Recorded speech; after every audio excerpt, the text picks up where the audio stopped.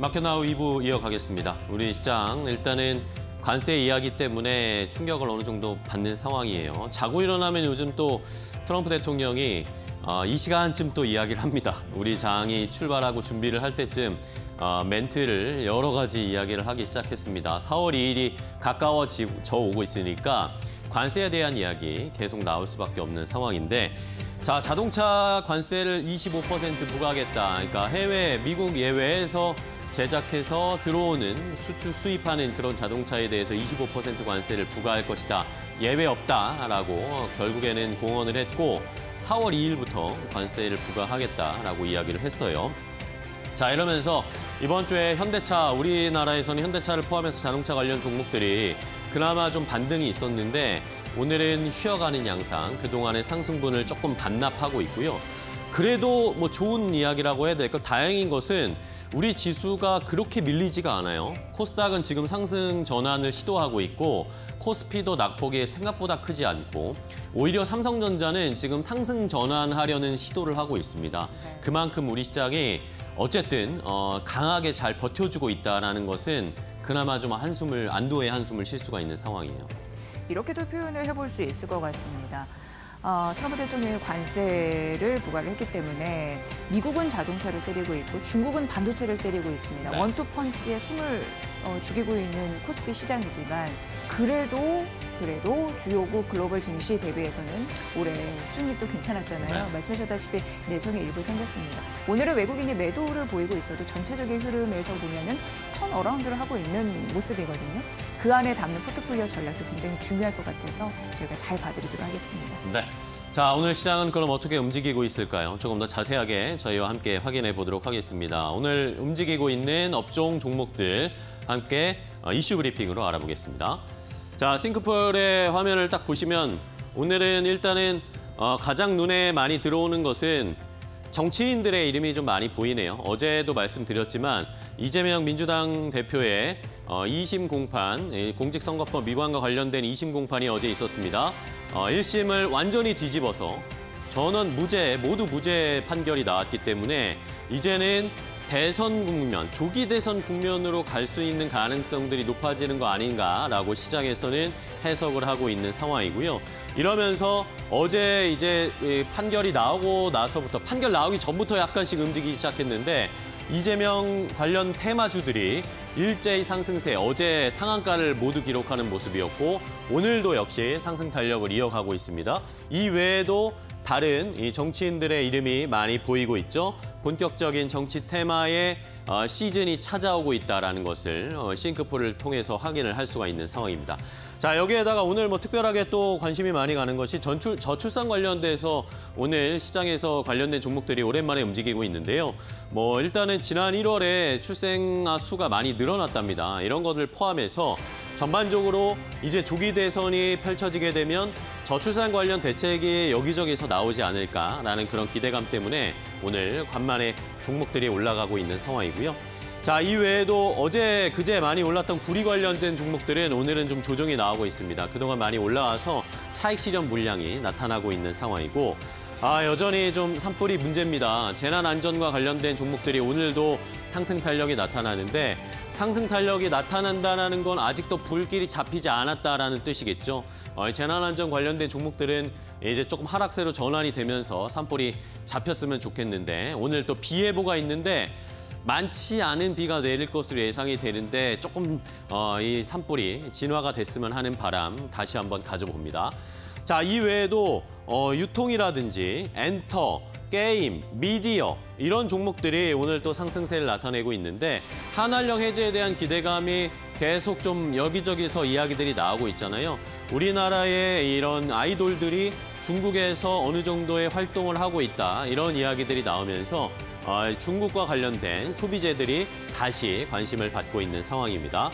반면에 전력설비 쪽은 좋지가 않아요. 최근에 전력설비주들이 조정을 계속 많이 받고 있고 오늘도 뭐 HD 현대일렉트릭이나 LS일렉트릭 이런 종목들이 많이 낙폭이 크게 나오고 있습니다. 최근에 뭐 한 달 사이에 거의 30% 넘게 조정을 받고 있는 것 같은데 간밤에 또 이야기가 나왔습니다. 마이크로소프트에서 AI 데이터 센터 임대 계약을 또 취소한다, 줄인다 이런 이야기가 나오면서 그동안 우리가 AI 데이터 센터에 많은 전력이 필요해서 수혜가 될 것이다라는 이야기들이 조금씩 이제 꺾이고 있습니다. 이러면서 전력 설비 관련된 종목들이 많이 하락세를 나타내고 있고 반도체도 오늘은 뭐 그다지 힘을 내지 못하고 있습니다. 간밤에 뉴욕 증시가 조정받으면서 엔비디아도 주가가 많이 떨어졌거든요. 이런 것들은 잠시 후에 조금 더 자세하게 설명을 해드리도록 하겠습니다.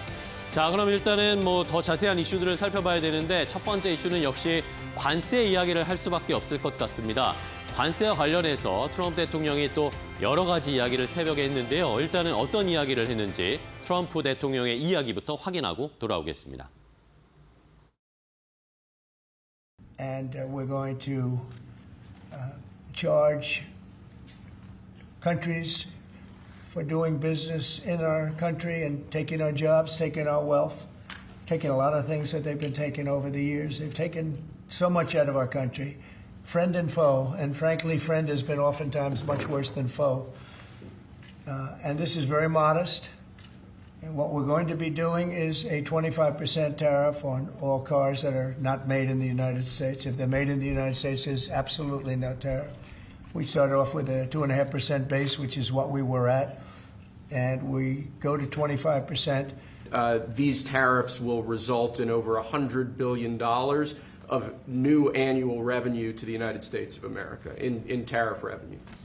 It goes into effect April 2nd. We start collecting on April 3rd. Now, we're going to make it all countries, and we're going to make it very lenient. I think people are going to be very surprised. It'll be, in many cases, less than the tariff that they've been charging us for decades. 자, 트럼프 대통령의 이야기를 들으셨죠. 결국에는 칼을 빼들었습니다. 이걸 할 수 있느냐 마느냐 불가능할 것이다. 이러면 미국의 인플레이션이 올라가면서 부담이 될 것이다. 뭐 여러 가지 추측과 예상들이 있었지만 결국엔 트럼프 대통령은 직진하기로 했습니다. 관세에 관련해서. 일단은 자동차와 관련된 관세 이야기를 했습니다. 외국에서 수입해오는 자동차에 대해서는 무조건 나라의 관계는 없이 모두 다 25% 관세를 부과할 것이다 라고 이야기를 했고 그 관세도 심지어 영구적일 것이다. 계속 앞으로 변함없이 25%를 부과할 것이다 라고 이야기를 했습니다. 뭐 일각에서는 차츰차츰 관세를 낮추지 않을까라는 기대로 했었는데 이것은 일단은 뭐 계속 지켜봐야 하는 상황이고요. 자동차 관세는 이런데 반면에 상호 관세, 이제 국가 대 국가의 상호 관세와 관련해서는 약간은 유연해진 모습을 나타냈습니다. 마지막쯤에 트럼프 대통령의 이야기를 들으셨겠지만 상호 관세는 생각보다 관대할 것이다. 이것에 대해서는 조금 유동성이 있을 것이다. 라는 그런 이야기를 하는 모습이었습니다. 자, 여기에다가 관세 대상이 자동차, 완성차뿐만 아니라 자동차의 핵심 부품도 해외에서 미국으로 들어오는 자동차 부품에도 역시 관세를 부과할 것이다 라고 이야기됐기 때문에 우리나라 업체들도 부담을 받고 일본, 멕시코, 뭐 캐나다 이런 쪽에서 들어오는 자동차나 자동차 부품에 대해서는 대부분의 관세 피해가 예상되고 있는 상황입니다. 자, 이것뿐만이 아닙니다. 이미 철강과 알루미늄 관세는 부과한 상황이잖아요. 여기에다가 자동차 관세 부과하겠다고 했고 의약품, 목재에 대해서도 관세를 부과할 것이다라고 트럼프 대통령이 얘기를 했고 구리와 관련해서도 관세 부과할 것이다 계속 이야기 나오고 있죠. 관세의 품목이 점점 늘어나고 있습니다. 자, 이러면서 백악관에서는 이 관세로 연간 신규 수입이 1천억 달러 이상 증가할 것이다. 이러니까 재정 적자를 관세로 메우겠다. 이런 전략이 노골적으로 드러나고 있는 것입니다. 자, 그렇다면 우리 시장은 어떤 영향을 받을까요? 최근에 일단은 현대차가 미국에 투자하면서 관세 면제받을 수 있다. 이런 이야기 있었는데 주가는 많이 올랐지만 오늘은 좀 조정을 받는 모습이 나타나고 있습니다. 일단은 관세와 관련된 종목들의 흐름 체크해 보겠습니다. 네, 파란불 켜는 거 보니까 관세에 영향을 받고 있는 듯 느낌이 드시죠? 현대차가 5거래 만에 조정세 보이고 있는 상황인데 오늘 2.7% 하락하면서 21만 6천 원 선에서 움직이고 있습니다. 최근 외국인의 매수세가 한 달간 붙은 그런 종목이고 워낙 이제 선제적으로 대미 투자를 확대하면서 긍정적인 기류가 있을 것이다라고는 언론사에서 많은 또 기사를 냈던 바가 있습니다. 오늘 아침에 하나투자증권이었나요? 리포트를 내서 봤더니 그래도 그래도 이제 긍정적으로 얘기하는 게 이제 실적 단위였어요. 현대차의 올해 1분기 역대 최대 매출 달성 기록할 수 있다라고 얘기를 했더라고요. 이런 흐름을 앞으로 주시해서 보시면 될 것 같고 오늘은 관세 여파는 피해가지 못하는 모습 장 초반에 보이고 있다. 이렇게 좀 정리해 볼 수 있을 것 같고요. 기아가 한 1.8% 떨어지고 있는데 여기 이제 멕시코 공장이 있잖아요. 그래서 기아 멕시코 공장 관련자의 인터뷰를 보니까 우리는 시나리오별로 유연하게 대응을 할 것이다라고 얘기를 하고 있습니다. 작년에 멕시코 공장의 그 투자액을 보니까 3,571억 원 정도였는데 올해 투자액을 보니까 이건 예상치인데 한 1,000억 원 떨어뜨렸더라고요. 그러니까 그런 부분으로 선제적으로 대응하고 있다는 게 좀 느껴지는 대목이어서 말씀을 좀 드리고 싶었던 부분이 있었고요. 현대모비스는 4거래 만에 조정인데 2.45% 떨어지면서 28만 원 밑에서 현재 움직이고 있습니다. 서현 이화는 대표적으로 현대차 그룹의 자동차 부품 업체인데 여기가 사실 엘라바마와 조지아의 공장이 있잖아요. 생산 공장을 이제 갖고 있다라는 점 한번 말씀드리고 1.75% 떨어지면서 13,500원 선 보이고 있습니다. 성우 하이텍은 상대적으로 좀 선방하죠. 0.6% 정도 오르고 있는 모습 보이고 있습니다. 오늘 관세 대부분의 관련주는 시가 대비 좀 낙폭을 확대하는 음봉의 흐름이니까 이 부분도 참고해 보십시오. 두 번째 테마 가보도록 하겠습니다. 자, 두 번째는 반도체 봐야 되겠습니다. 반도체는 또 뭐 관세와 연관되어 있는 업종이기도 하고 이런 부담도 받았고요. 여기에다가 중국 쪽에서 이 엔비디아의 칩을 사용을 좀 규제하려는, 줄이게 하려는 그런 정책들을 펼치면서 간밤에 엔비디아의 주가가 많이 떨어졌습니다. 자, 중국 당국에서 데이터 센터를 건설을 할 때 에너지 효율이 높은 칩을 쓰도록 규정을 하였다라는 그런 소식이 전해졌습니다. 그러니까 엔비디아 칩처럼 비싸고 고사양인 칩을 쓰지 말고 그냥 중국의 저가 칩을 사용해도 된다. 그렇게 사용을 권고한다라는 식의 움직임을 나타낸 것이죠. 지금 중국에서 가장 많이 쓰이고 있는 AI를 위해서 쓰이고 있는 AI 칩 중에 엔비디아의 H20 칩이 가장 많이 쓰이고 있습니다. 이것은 지금 미국이나 뭐 다른 나라에서는 고사양 칩이라고 판단되진 않고 있는데 그래서 이것은 H20 칩은 중국으로 들어가고 있거든요. 근데 이것마저도 중국에서 지금 쓰지 말아라는 식으로 규정을 내놓고 있기 때문에 이렇게 되면 엔비디아가 중국에서 팔 수 있는 칩의 매출이나 양이 더 줄어들 수도 있다라고 생각을 하게 됐습니다. 이러다 보니까 엔비디아의 주가가 간밤에 많이 좀 떨어지고 있는 상황이고 자 이러다 보니까 지금 미국과 중국의 관세 분쟁에도 엔비디아가 휘말리게 되어 있는 상황이고 여기에다가 만약에 이렇게 중국에서 엔비디아의 칩까지 사용을 규제하게 되면 중국 시장에서 엔비디아가 아니라 화웨이의 성장이 더 커질 가능성, 중국 시장에서 화웨이에게 파일을 뺏길 가능성 이런 것들 때문에 엔비디아의 주가가 간밤에 5%나 넘게 급락하는 모습이었습니다. 이뿐만 아니라 뭐 브로드컴이라든지 뭐 필라델피아 반도체 지수 전반적으로 하락세가 나오면서 우리 시장도 오늘 출발할 때 좀 걱정이 많았거든요. 그러면서 오늘 출발할 때 SK 하이닉스가 좀 많이 떨어졌습니다. 엔비디아에 엮여 있는 팀 엔비디아라고 불리는 종목이니까 기업이니까요. SK 하이닉스를 포함해서 반도체 관련된 종목들이 오늘 좀 많이 떨어지는 모습인데 신기한 것은 삼성전자는 오히려 오늘 반등을 좀 시도를 하고 있습니다. 최근에 어쨌든 삼성전자의 주가 많이 올라왔고 분위기 좋잖아요. 그런 흐름을 오늘도 확인할 수가 있었습니다. 좀 엇갈리고 있는 이 삼성전자와 SK 하이닉스 포함해서 반도체 관련된 종목들의 주가 흐름도 함께 확인해 보겠습니다. 삼성전자는 왜 오늘도 오를까? 이렇게 생각을 해보고 수급을 찾아봤습니다. 그랬더니 이유가 있었는데 외국인의 매수세가 현재 145만 주 정도 유입이 되고 있습니다. SK하이닉스는 15,000주 유입되는 거에 비교해서 상당히 좀 들어오는 거잖아요. 어제 같은 경우에도 수급이 외국인과 기관의 쌍끌이 매수세가 있었고 유입이 있었고 오늘 외국인의 매수가 조금 더 붙어주고 있다라는 점 말씀드리면서 그래서 이제 선방을 하고 있다라고 결론 좀 지을 수 있을 것 같고 현재 61,100원 선을 가리키고 있습니다. SK 하이닉스는 1.6% 떨어지고 있는 그런 모습이 나타나는데 그래도 여기도요 기관이 오늘 이제 종가는 형성되지 않았으니까 7거래 연속 매수를 했거든요. 그런 흐름에서 수급을 좀 붓고 있다라는 점을 말씀드리고 싶고 21만 원 선 현재 보여주고 있고요. 주성 엔지니어링 같은 경우에는 반도체 전 공정 쪽인데 최근 들어서 주가의 상승 탄력이 꽤 괜찮았거든요. 그런 흐름을 좀 보시면 될 것 같고요. 오늘은 영향을 받고 있죠. 2% 떨어지면서 4만 원 선에서 위치하고 있는 모습 나타내주고 있습니다. 그런데 시가 대비 낙폭을 좀 줄이면서 음봉의 흐름을 보여주고 있는 이 두 종목을 일부러 갖고 온 거는 그 차세대 기판으로 생각할 수 있는 유리 기판 관련 이슈가 좀 붙었기 때문에 좀 차별화됐다고 저는 느꼈어요. 캠트로닉스는 1.36% 떨어지면서 25,350원인데 앞으로 이쪽에서 실적 개선에 대한 모멘텀이 있다라고 판단이 되거든요. 그러므로 보시면 될 것 같고 같은 맥락에서 필옵틱스도 차세대 유리 기판 관련주로 부각을 받거든요. 오늘 1.4% 떨어지면서 36,950원인데 앞서 말씀드린 대로 낙폭을 좀 줄이고 있는 흐름들이 나타나고 있으니까 그런 흐름은 좀 나눠서 생각해 보시면 될 것 같습니다. 세 번째 테마 만나보시죠. 자, 마지막으로는 저출산 관련 테마주들이 오늘 움직임이 오랜만에 나오고 있는 상황입니다. 자, 통계청에서 통계치가 나왔습니다. 지난 1월에 신생아, 출생아 수가 23,947명 태어났다고 합니다. 이 수치가 3년 만에 최대치를 기록을 한 수준입니다.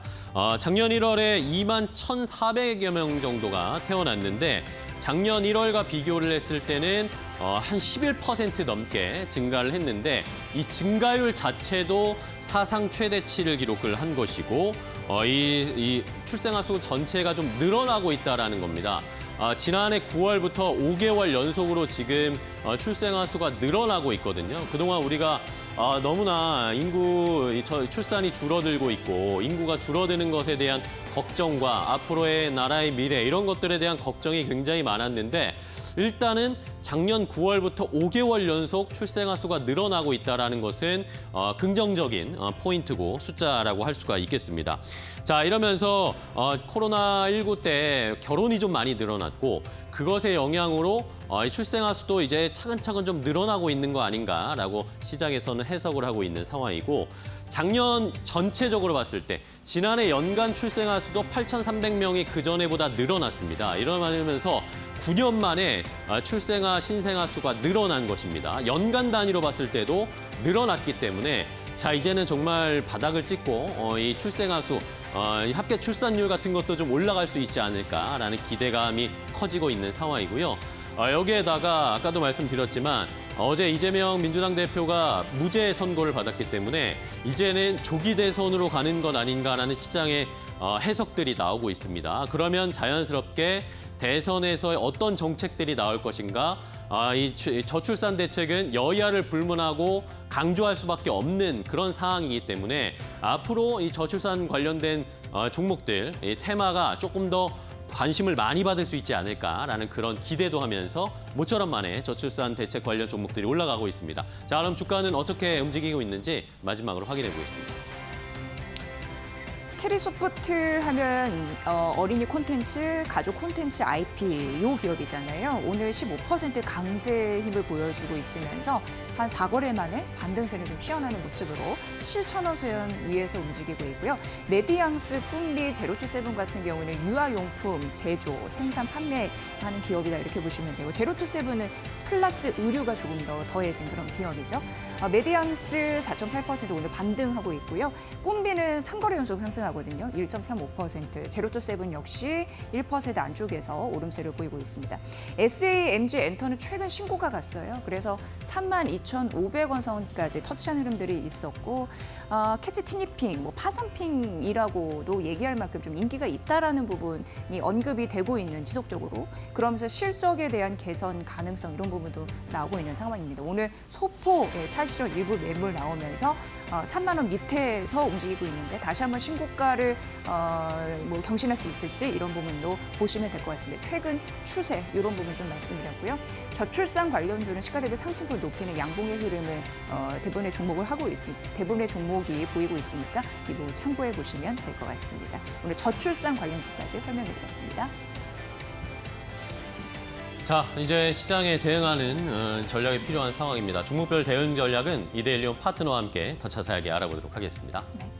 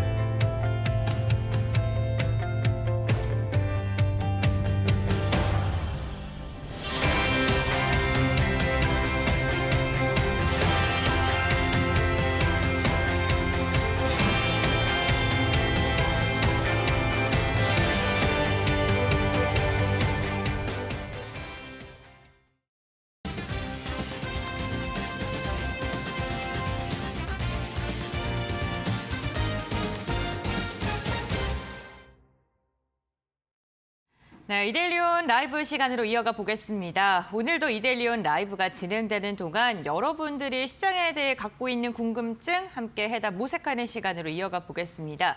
채팅창에 종목에 대한 궁금증, 시장에 대한 궁금증 남겨주시면요. 이데일리온 파트너가 그 해답을 모색하는 시간으로 진행될 테니까요. 편안하게 여쭤봐 주시길 바라겠습니다. 오늘 함께 하실 파트너 인사 먼저 나눠보겠습니다. 김태훈 파트너 함께합니다. 안녕하세요. 안녕하세요. 네, 반갑습니다. 오늘 시장 분위기 자체가 굉장히 좀 경색된 분위기가 나타나고 있는데 그래도 트럼프 미국 대통령의 발언 대비 시장이 그래도 좀 버텨주려는 모습은 확인되는 것 같습니다. 파트너님께서는 오늘 뭐 그런 이야기 개장 전에 아침에 나왔잖아요. 뉴스들 보면서 어떻게 좀 생각하셨는지도 궁금하고요. 그리고 시장에서 그것 외에도 또 어떤 부분을 좀 집중적으로 보고 계신지도 궁금합니다. 네. 지금 예전에 오늘 이제 이 트럼프 대통령이 이제 이런 관세 문제, 특히 자동차 문제를 먼저 들고 나와서 네. 4월 2일 날 상호 관세보다 먼저 자동차 관세를 이제 부과를 했습니다.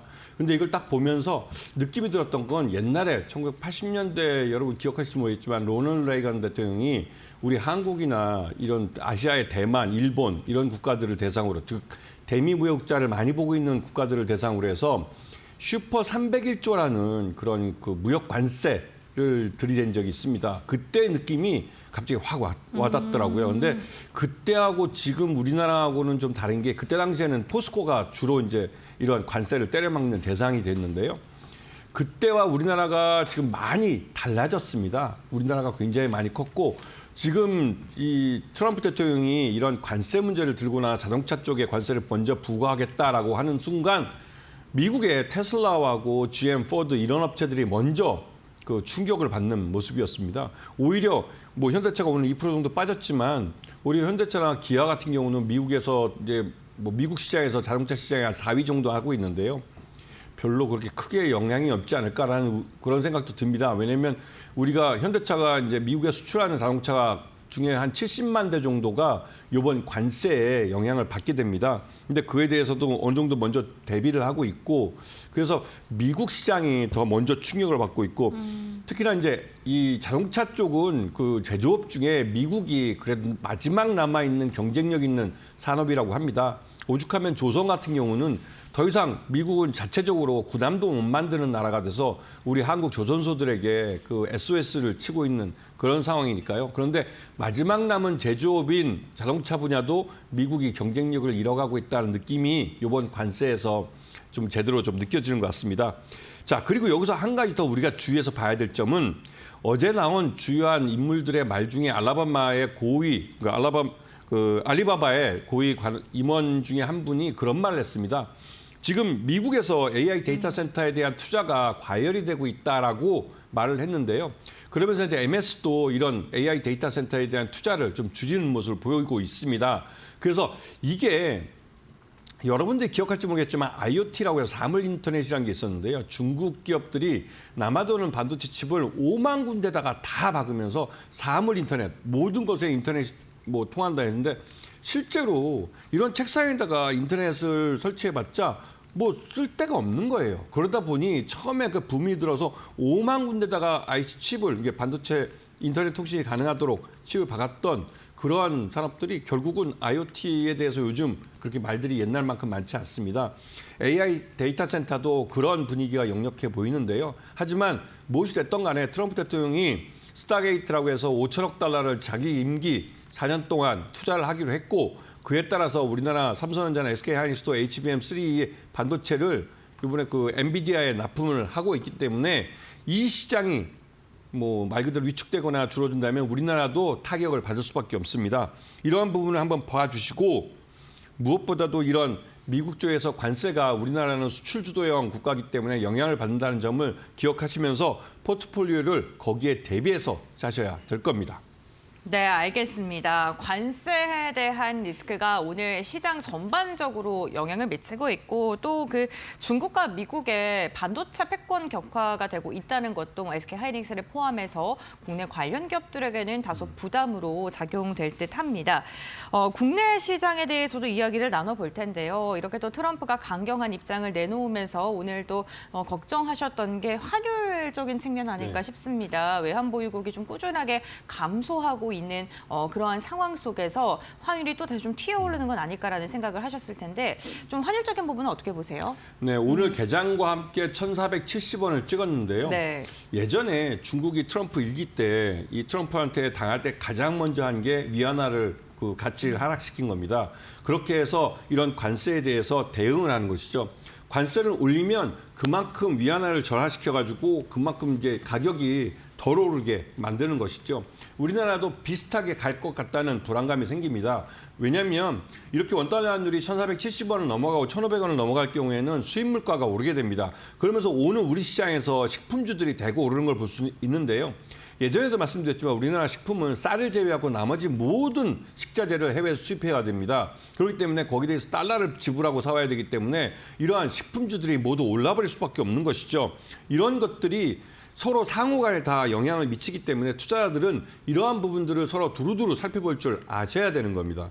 자, 우리 시장에서 무엇보다도 어저께 이재명 테마주들이 대거 장 막판에 드라마틱하게 올랐는데요. 이게 이런 그 테마주가 시장에서 중심을 잡고 있다는 것은 말 그대로 그 시장 자체에서 투자자들이 살만한 종목이 없다는 것이고, 즉 그 말은 불확실성이 커진 시장이라는 의미이기도 합니다. 제가 지난주에 이 이재명 테마주에 대해서 관심을 갖고 보셔야 된다, 또 정치인 테마주를 보셔야 한다 말씀을 드렸던 이유는 여러분들이 항상 이런 빨간불을 보고 뛰어들기 때문에 꼭 상투에 물리기 때문에 그런 겁니다. 지난주에 이런 종목들이 파란불을 켜고 있을 때 사셨다면 충분히 좋은 수익에서 지금 차익 실현을 하실 수 있을 겁니다. 항상 여러분에게 강조드리지만 주식 투자는 파란불일 때 사서 빨간불일 때 파는 것이고, 아무도 돌아보지 않을 때 그 종목을 야금야금 사들이고 남들이 사겠다고 아우성 칠 때 차익 실현을 하는 것이 주식 투자라는 말씀을 다시 한번 드리겠습니다.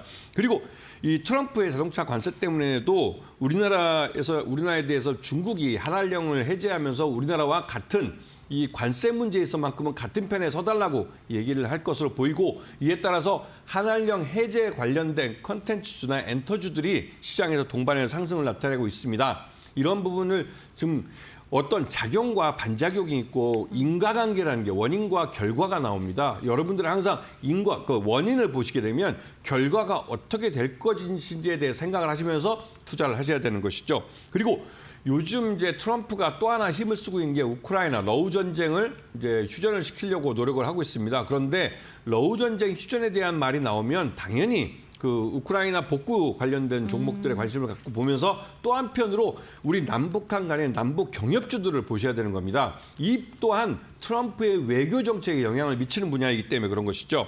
자, 그리고 지금 이제 다음 주면 이제 공매도가 시작이 됩니다. 그리고 그 다음 주에는 공매도 시작과 함께 이 트럼프의 4월 2일 그 상호 관세가 또 시작이 되죠. 그래서 큰 변화가 시장에 불어닥칠 겁니다. 그렇기 때문에 공매도에 관련된 그러니까 대차 잔고가 많은 그런 종목들은 일단 조심하실 거 필요해 보이고, 로봇과 화학, 철강주들 이런 종목 중에 실적이 좋지 않은데도 불구하고 주가가 오른 종목들은 이제 피하실 필요가 있어 보이고요. 그리고 또 요번에 주총 시즌 12월 일산법인들의 3월 주총 시즌이 돌아왔습니다. 이에 따라서 상장 폐지되는 종목들이 나오기 시작했는데요. 요번에 감사후 보고서를 제대로 제출 못하는 회사가 35군데나 나왔습니다. 그중에서 금양과 이오플로우 같은 경우는 시장 내에서 많은 투자자들이, 특히 개인 투자자들이 관심을 갖고 있던 종목들이기 때문에 개인 투자자들의 피해가 지금 걱정되고 있습니다. 이런 부분, 특히 3월 달에는 주총도 있지만 또 한편으로 이런 감사 보고서 제출 시간이 있으니까 이런 것들을 주의 깊게 보셔야 할 그런 시기입니다. 네, 알겠습니다. 상장 폐지 사유가 발생한 기업들까지 알아봤는데 또 이 관리 종목 지정 해지가 된다던가 또 보고서를 내놓는 그러한 기업들은요, 리스크를 해소했다는 측면에서 또 강한 상승을 보이기도 합니다. 그렇기 때문에 관련 종목 보유하고 계신 분들께서 그 부분까지 좀 꼼꼼하게 염두를 해두셔야 될 것 같고, 오늘 특징 섹터 알아보도록 할 텐데요. 역시나 뭐 빼놓을 수 없을 것 같습니다. 현대차 그룹을 가장 먼저 좀 선정을 해주셨고요. 현대차 그룹 뭐 오늘 개장하기 전부터 많은 분들께서 보고 계셨을 것 같은데 어떤 부분 좀 자세히 살펴볼까요? 네.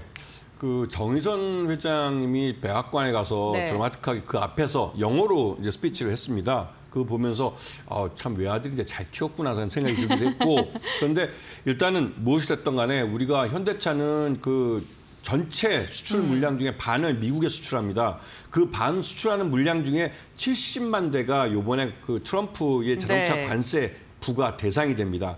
70만 대가 이 부과 대상이 되면 말 그대로 그 현대차의 그만큼의 수출이 줄어들 가능성이 크고 그 리스크는 고스란히 우리나라 국내 경제에도 영향을 미칩니다. 왜냐하면 자동차는 제조업 분야에서 이 연관 고용뿐만 아니라 생산이나 여러 가지 분야에서 영향을 미치는 굉장히 큰 산업 비중을 차지하고 있는 산업이죠. 그러다 보니 이 현대차가 나름대로 수출을 잘 해주고 수익을 잘 내줘야만 고용도 안정이 되고 경제도 활성화되는 겁니다. 그런데 요번에 이 현대차가 그렇게 먼저 선제적으로 미국에다가 31조를 그 트럼프의 임기 4년 동안 투자하겠다고 공격적으로 나설 수 있었던 이유는 그 계열사 중에 보스턴 다이내믹스라는 이 로봇 관련 회사를 IPO 시킬 가능성이 높아졌기 때문입니다. 이 말뜻은 무엇이냐면 이 보스턴 다이내믹스가 처음으로 이제 현대차가 인수를 할 때 5년 이내에 상장하지 않으면 이 그 전 주인이었던 소프트뱅크가 보유하고 있던 20% 지분에 대해서 풋옵션을 행사할 수 있다는 그 조항이 들어 있습니다. 이게 올해 연말이 지나면 이 풋옵션을 행사할 수 있는 권리가 살아나게 되는 것이죠. 그렇게 되면 약 한 6조 원 정도를 현대차 그룹이 이 일본 소프트뱅크에게 돈을 주고 사야 됩니다. 이 지분을. 하지만 올해 안에 이 보스턴 다이내믹스가 상장을 할 경우에는 이제 상황이 완전히 바뀌는 거죠. 왜냐하면 이 정의선 회장이 20% 지분을 갖고 있습니다. 보스턴 다이내믹스의 개인 사재를 들여서 2천억인가 돈을 들여서 이걸 샀는데요. 근데 이게 지금 현재로서는 4년 차가 지나면서 이 회사의 가치가 거의 한 6조 원 정도로 평가를 하고 있습니다. 이거는 한편 돌이켜보면 현대차 그룹이 우리나라 재계순위 2위면서 지주회사 체제를 못 갖춘 회사였는데 이 지배구조 체제를 개편하는 데 들어가는 오너 일가의 비용이 약 한 5조 원 정도에서 5조 5천억 정도가 들어간다고 합니다. 그런데 요번에 이 다이내믹스, 보스턴 다이내믹스를 네. 상장을 시킬 경우에는 이 정도의 자금을 오너 일가가 가질 수 있게 된다는 것이죠. 이 말뜻은 지배구조 체제를 전환할 수 있는 호기를 맞았다는 겁니다. 그리고 이런 면에서 현대차 그룹은 보스턴 다이내믹스를 이번 올해 안에 상장을 시킬 가능성이 그거 때보다 높아졌다는 것이죠. 그런 것들을 연장해 생각하면 현대차와 기아, 그리고 현대모비스, 현대제철, 현대건설 이런 현대그룹 계열사들, 현대차 그룹 계열사들이 좀 동반해서 미국 시장에 함께 진출하면서 수익도 낼 수 있는 구조를 만들고 있다는 점을 좀 주의 깊게 보셔야 될 타이밍입니다. 네, 알겠습니다. 현대차 그룹주들 가장 먼저 이야기해 주셨고 오늘 섹터 자체가요. 좀 자동차 관련돼서 집중적으로 얘기를 해보고자 좀 선정을 해주신 것 같습니다. 두 번째로는 자동차 부품인데 사실 제가 현대차 기사를 보고 나서 그리고 저희가 개장할 때쯤에 그 트럼프 행정부에서 또 그 말을 했잖아요. 뭐 완성차뿐만 아니라 엔진과 같은 부품까지도 미국에서 생산돼야 된다. 아니면은 25% 관세 부과하겠다라는 소식을 들으면서 그러면 오히려 이 관세가 국내 기업인데 미국 공장이 있는 부품주들에게는 엄청난 호재 아닐까라는 생각도 했거든요.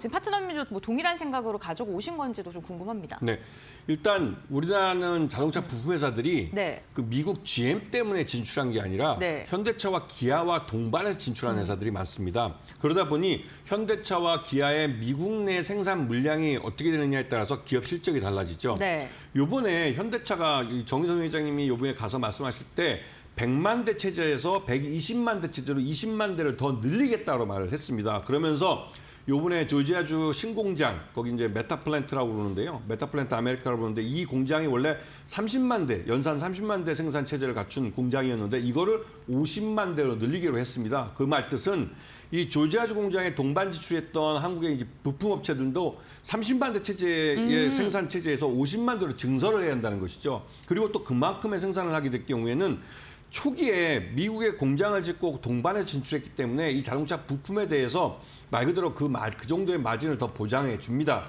이거는 여러분들이 우리나라 그 자동차 부품 회사들이 매출이 이제 한 1조 원이 넘는 회사인데도 불구하고 뭐 영업이익이나 당기순이익 같은 경우 뭐 몇백억 수준밖에 안 됩니다. 이거는 말 그대로 3%, 2% 정도밖에 안 되는 영업 수익률이라는 것이죠. 이 정도 되면 까딱 잘못하면 적자를 낼 수도 있는 수준인데 어떻게 매출이 1조 원이나 되는 회사가 이 정도밖에 그 영업이익을 못 내는지 이게 참 이상할 텐데요. 자동차 회사, 이게 자동차 부품 회사의 특징이기도 합니다. 자동차 부품은 어떤 그 납품하는 그 공장, 그 회사, 현대차면 현대차, 기아면 기아, 그 모델에 오리엔트되어 있습니다. 그렇기 때문에 이 부품을 현대차에 납품 못하면 뭐 기아차에 납품하고 아니면 GM에 납품하고 뭐 크라이슬러에 납품하고 이렇게 할 수가 없는 것이죠. 그러다 보니 마진을 많이 못 받습니다. 그렇지만 이번 케이스 같은 경우 미국에 동반 진출한 기업들은 처음에 진출할 때 미국의 공장 땅을 사고 공장을 건설하고 거기서 미국인들을 모아서 미국인들에게 일자리 교육을 시키고 그렇게 해서 웬만큼의 수율을 내면서 양품의 부품을 만들어서 납품을 해야만 이 현대차 공장도 그렇고 기아차 공장은 제대로 그 가동이 될 수 있는 것이죠. 그런 부분에서 자동차 부품주들 요번에 그 미국에 동반 진출했던 이 기업들은 그 현대차 정의선 회장님이 뭐 생산량 자체를 100만 대 체제에서 120만 대 체제로 늘리겠다고 했기 때문에 절대 수량도 늘어나는 부분이 있고 또 마진도 늘어날 가능성이 크기 때문에 그에 따라서 실적들이 동반해서 좋아질 가능성이 있습니다. 다만 국내에서 70만 대 정도 미국으로 수출되는 부분에 대해서 관세가 부과되기 때문에 이 부분은 줄어들 가능성이 있습니다. 근데 국내 울산이나 이 평택인가요? 이 현대차 공장이나 기아차 공장에 있는 이런 데서 생산된 물량 중에 일부 미국으로 수출되는 물량은 줄어들 수 있는 그 리스크가 있기 때문에 그런 부분도 종합적으로 좀 생각해 보셔야 될 것 같고요. 전반적으로 현대차는 또 인도에도 공장이 있습니다. 근데 인도에 작년 인도 법인을 상장을 시켜서 그 돈을 다시 재투자하기로 했기 때문에 인도에 진출해 있는 기업들도 수혜를 받습니다. 그래서 자동차 부품 중에 현대차와 기아와 함께 해외에 진출했던 기업들을 잘 찾아보시면 이번 기회에 꽤 괜찮은 수익을 올릴 수 있는 기회가 있을 텐데요. 대표적으로 현대공업과 서현이와 SL 같은 경우는 말 그대로 현대차와 기아가 전 세계 어디를 가든 따라가는 회사들입니다. 그래서 이런 회사들을 주의 있게 보시면 충분히 수익을 낼 수 있는 기회를 잡으실 수 있을 겁니다. 네, 알겠습니다. 자동차 부품주들에 대한 이야기까지도 들어봤고요. 세 종목 이야기해 주셨습니다. 현대차 그룹이 갈 때 함께 동반해서 가는 그런 부품 관련 기업들도 눈여겨보는 게 좋겠다라고 이야기해 주셨는데 지금 시장이 오늘은 미국에 조금 포커스가 강하게 맞춰져 있는데 인도 측도 현대차가 지금 진출해 있기 때문에 그 부분도 염두하셔야 된다라고 이야기해 주셨네요. 그렇다면 오늘 공략주 한번 알아보도록 할 텐데요. 그렇다면 오늘 공략주 어떤 종목 선정하셨을까요? 네, 아까 말씀드린 보스턴 다이내믹스 상장을 할 가능성이 있다라고 네. 말씀드리면 현대차의 그러니까 현대차의 지배구조의 정점이 있는 회사는 현대모비스입니다. 그렇기 때문에 현대모비스를 항상 관심 있게 보셔야 되고 네. 현대모비스의 이 지분 중에 이 기아차가 최대주로 되어 있고요. 그다음에 이 현대 정몽구 회장님이 갖고 있는 지분이 있습니다. 그 지분을 궁극적으로 정의선 회장이 넘겨받아야만 이 현대모비스를 중심으로 해서 지주회사 체제를 만들어지고 하는 데서 정의선 회장 일가가 지배권을 계속 보장받으면서 가져갈 수가 있는 것입니다. 그렇기 때문에 현대모비스가 굉장히 중요한 위치를 차지하고 있고요. 그리고 앞에서 말씀드렸던 보스턴 다이내믹스 IPO가 이 하반기에 실제로 시작이 되면 그때부터 현대모비스는 랠리를 펼칠 가능성이 큽니다. 왜냐하면 현대모비스를 지켜보고 있는 투자자들은 외국인 투자자들과 기관 투자자들이 모두 큰 돈을 보따리를 싸들고 기다리고 있기 때문이죠.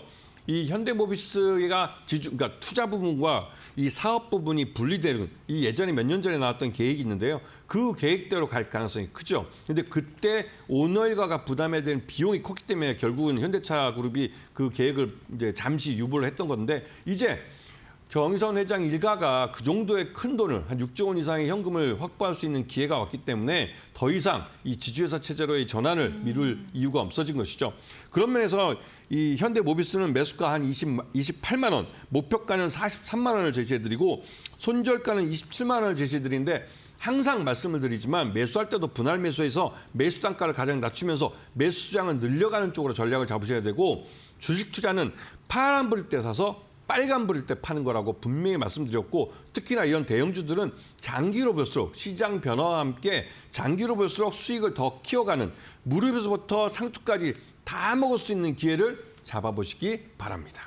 저 근데 궁금한 게 하나 있어요. 파트너님, 그 현대모비스가요. 정몽구 회장이 지금 지분을 갖고 있는데 그거를 이제 증여를 해야 되는 거잖아요. 증여나 상속이 될 수도 상속이 있죠. 될 수도 있고 그렇다면 보통 그런 경우에는 세금적인 부분 때문에 일부러 주가를 누르는 경우도 있지 않습니까? 그럼 그렇게 됐을 때 의도적으로 뭐 주가를 누른다거나 뭐 그럴 일은 없을까요? 네. 현대모비스 주가를 보시면 네. 지금이 제일 저점입니다. 이거 어떻게 보면 현대모비스가 네, 우리나라 네. 이 현대차 그룹의 정점에 있는 회사인데도 불구하고 네. 그런 경영권 프리미엄이나 이런 건 전혀 없이 지금 주가가 가장 낮은 상태이기 그렇죠. 때문에 네. 이거를 더 눌러서 뭐 주가를 더 때린다? 그럴 필요가 없겠죠. 왜냐면 이미 보스턴 다이내믹스 상장을 시켜버리면 충분한 현금이 있는데 네. 굳이 이 가격을 떨어뜨릴 이유가 없는 것이죠. 예. 네, 알겠습니다. 이렇게 현대모비스에 대한 이야기까지 저희가 나눠봤습니다.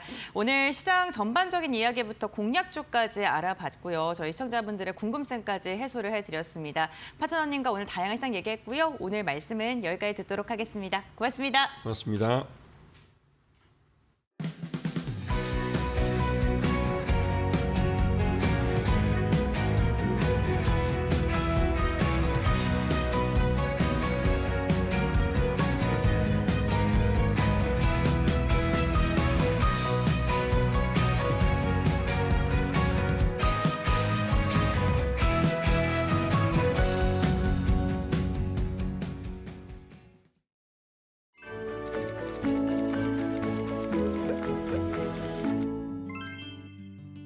안녕하세요.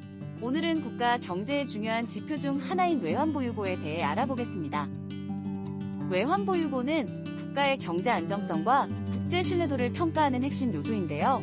지금부터 쉽게 설명해 드릴게요.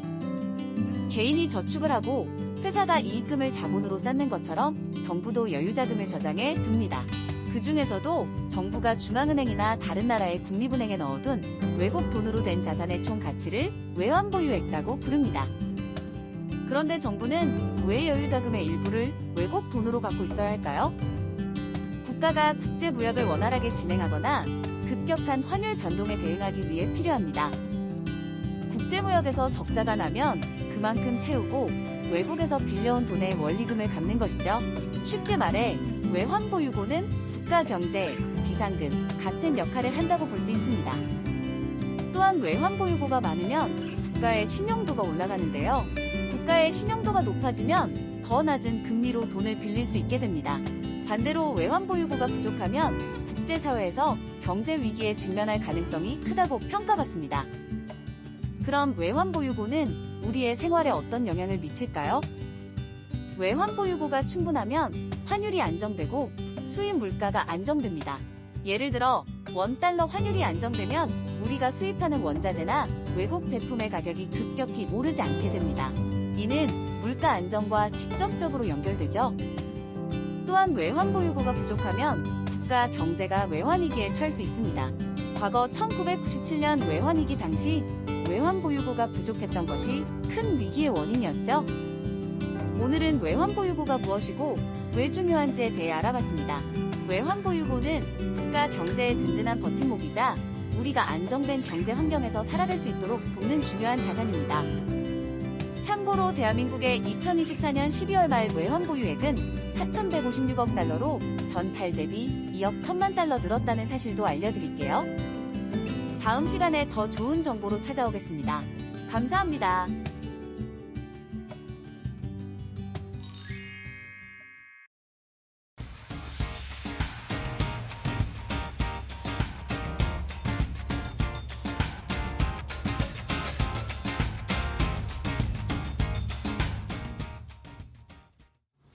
자, 마켓나우 2부와 함께하고 계십니다. 우리 시장은 오늘 이 트럼프 대통령의 관세 이야기에 좀 충격을 받으면서 출발했다가 상승으로 전환하는가 싶은 모습을 보였는데 다시 좀 낙폭은 깊어지네요. 코스피는 0.88%까지 낙폭이 조금 더 깊어졌고 코스닥도 한때 상승 전환을 하긴 했는데 지금은 0.5% 하락세 기록을 하면서 움직이고 있습니다. 외국인 수급이 오늘은 들어오지 않는 모습을 나타내고 있고 자, 중국 쪽의 출발 상황도 보겠습니다. 중국 상해 종합지수는 어제 약보합권에서 거래를 마감했는데 오늘은 역시 약보합권 수준으로 0.18% 하락 출발했고 그리고 홍콩 항생지수는 어제 0.6% 상승 마감했습니다. 오늘도 근데 출발은 좋은 상황이네요. 일단은 1% 내외로 상승하면서 출발을 하면서 홍콩과 중국 상해 종합지수는 약간 엇갈리는 그런 수치 출발 상황을 보여주고 있는 상황입니다.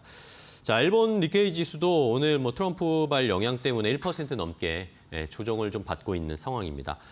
자, 이런 시장 어떻게 또 투자를 해야 할지 트럼프 대통령을 정의선 회장이 만났고 또 공교롭게도 이재용 삼성전자 회장은 중국에 가 있습니다. 자, 이렇게 상반된 행보를 보이고 있는데 삼성, 현대뿐만 아니라 뭐 대기업들 최근에 시장을 어떻게 대응하고 있는지 여기에서 투자 아이디어를 함께 얻어보도록 하겠습니다. 이데일리 인사이트 오늘은 레몬 리서치 김민수 대표와 함께 하겠습니다. 안녕하세요, 대표님. 안녕하십니까. 네, 반갑습니다. 네. 자, 대표님 어제 뭐 현대차나 뭐 좋은 이야기들이 있었는데 뭐 요즘 뭐 대기업들 회장들, CEO들이 수장들이 회장들이 여러 가지 좀 행보를 하고 있어요. 네. 정의선 회장은 말씀드렸듯이 트럼프 대통령 만나고 메타 플랜트 아메리카 또 오늘 개장했잖아요. 그렇죠. 중공식 거기에도 갔고 네. 이재용 회장은 또 중국을 갔고 네. 또 최근에 뭐 최태원 회장도 여러 가지 이야기를 하고 있고 네. LG 구광모 회장도 뭐 새로운 사업에 대한 비전 이런 것들을 막 얘기하고 있더라고요. 그렇습니다. 어떻게 보고 계십니까 요즘 시장? 지금 한 치 앞을 볼 수 없는 이런 환경 쪽에서 네. 이제 무엇보다 거시 환경이나 여러 가지 대내적인 환경들이 네. 안 좋게 되면은 기업들이 빨리 움직이는 모습이라고 봐야 되겠죠. 네. 그런 쪽에서 변화가 들어오는데 일단 지금 뭐 좀 아쉬운 거는 제가 정부 합동으로 그러니까 무슨 컨트롤 타워 있어서 같이 뭔가 움직이는 거는 없다 없죠. 보니까 예. 예, 이게 좀 조금 속상한 답답합니다. 부분들이고 예, 그래서 어제 최태원 회장이 얘기했던 것 쪽에서도 그런 얘기가 나왔던 부분들이 있죠. 그러니까 좀 사중고를 겪고 있다. 그러면서 뭐 사중고요. 예, 네. 그래서 뭐 상법 개정 얘기는 있는데 그거는 이 기업과 이제 저 주주 네. 간에 좀 계린이 있다 보니까 그건 논의를 한다고 하더라도 이런 상황 쪽에서 우리가 과연 뭘 해야 될 것인가라는 쪽에 대한 부분들이나 얘기들이 계속 나올 수밖에 없다는 거. 그리고 또 그로 인해서 돌파구를 마련하게 되면은 뉴스로 나올 수밖에 없겠죠. 네. 그런 것들이 이제 시장에 또 주가에 바로바로 반영이 되는 흐름들이다 보니까 그런 건 좀 챙겨봐야 되겠죠. 네. 자, 메타플랜트 아메리카 중공식에서 뭐 정의선 회장도 이런 얘기를 했더라고요. 결국에는 관세가 뭐 본인들 기업 차원에서 해결할 수 있는 게 아니다. 이러면서 4월 이후가 오히려 더 중요하다. 국가 간 문제, 정부에서 주도적으로 해나가야 되는 게 4월부터는 뭔가 해법이 있어야 된다. 이런 식으로 이야기를 했습니다. 네. 자, 그러면 현대차 이야기부터 해보겠습니다. 이번 주에 어쨌든 현대차가 굉장히 좋은 소식을 들려줬다가 또 하루 만에 트럼프 대통령이 관세 일단은 부과 시작하겠다 이런 이야기 나오니까 오늘 조금 조정을 받고 있어요. 오늘의 조정을 어떻게 봐야 됩니까? 자동차주들의. 네, 기분이 안 좋네요. 네. 네. 가서 돈을 힘이 빠지더라고요. 그죠? 예, 네. 가서 돈을 쏟아 붓는데 그러게요. 결국은 그래 발표 잘하고 나오는 뒤통수에다 대고 관세를 예, 시작해버렸습니다. 영구적으로 25% 네. 올리겠다라고 하는 거를 보는 정의선 회장의 마음은 어떨까요? 그러게요. 이건 뭐, 이런 느낌. 네, 씁쓸합니다. 예. 그렇습니다. 그런 쪽으로 봤었을 때 일단은 현대차가 그러니까 좀 올라올 때가 됐었죠. 그러니까 왜냐하면 이제 공매도를 앞두고 시장에서 분위기는 좀 밸류 메리트 있는 것들. 그렇죠. 그러니까 네. 뭐 PBR 뭐 0.3배, 0.4배 이런 것들 수두룩한데 네. 그런 쪽에서 자동차 이거 좀 심한 거 아니야? 그쵸. 그쪽에서 막 외국인들 그 작년 같은 경우 막 비워놨다가 네. 다시 이제 막 채우는 과정 쪽에서 고개를 살짝 드는데 거기다 좋은 뉴스가 딱 나오다 보니까 그쵸. 주가가 급하게 반응을 했었죠.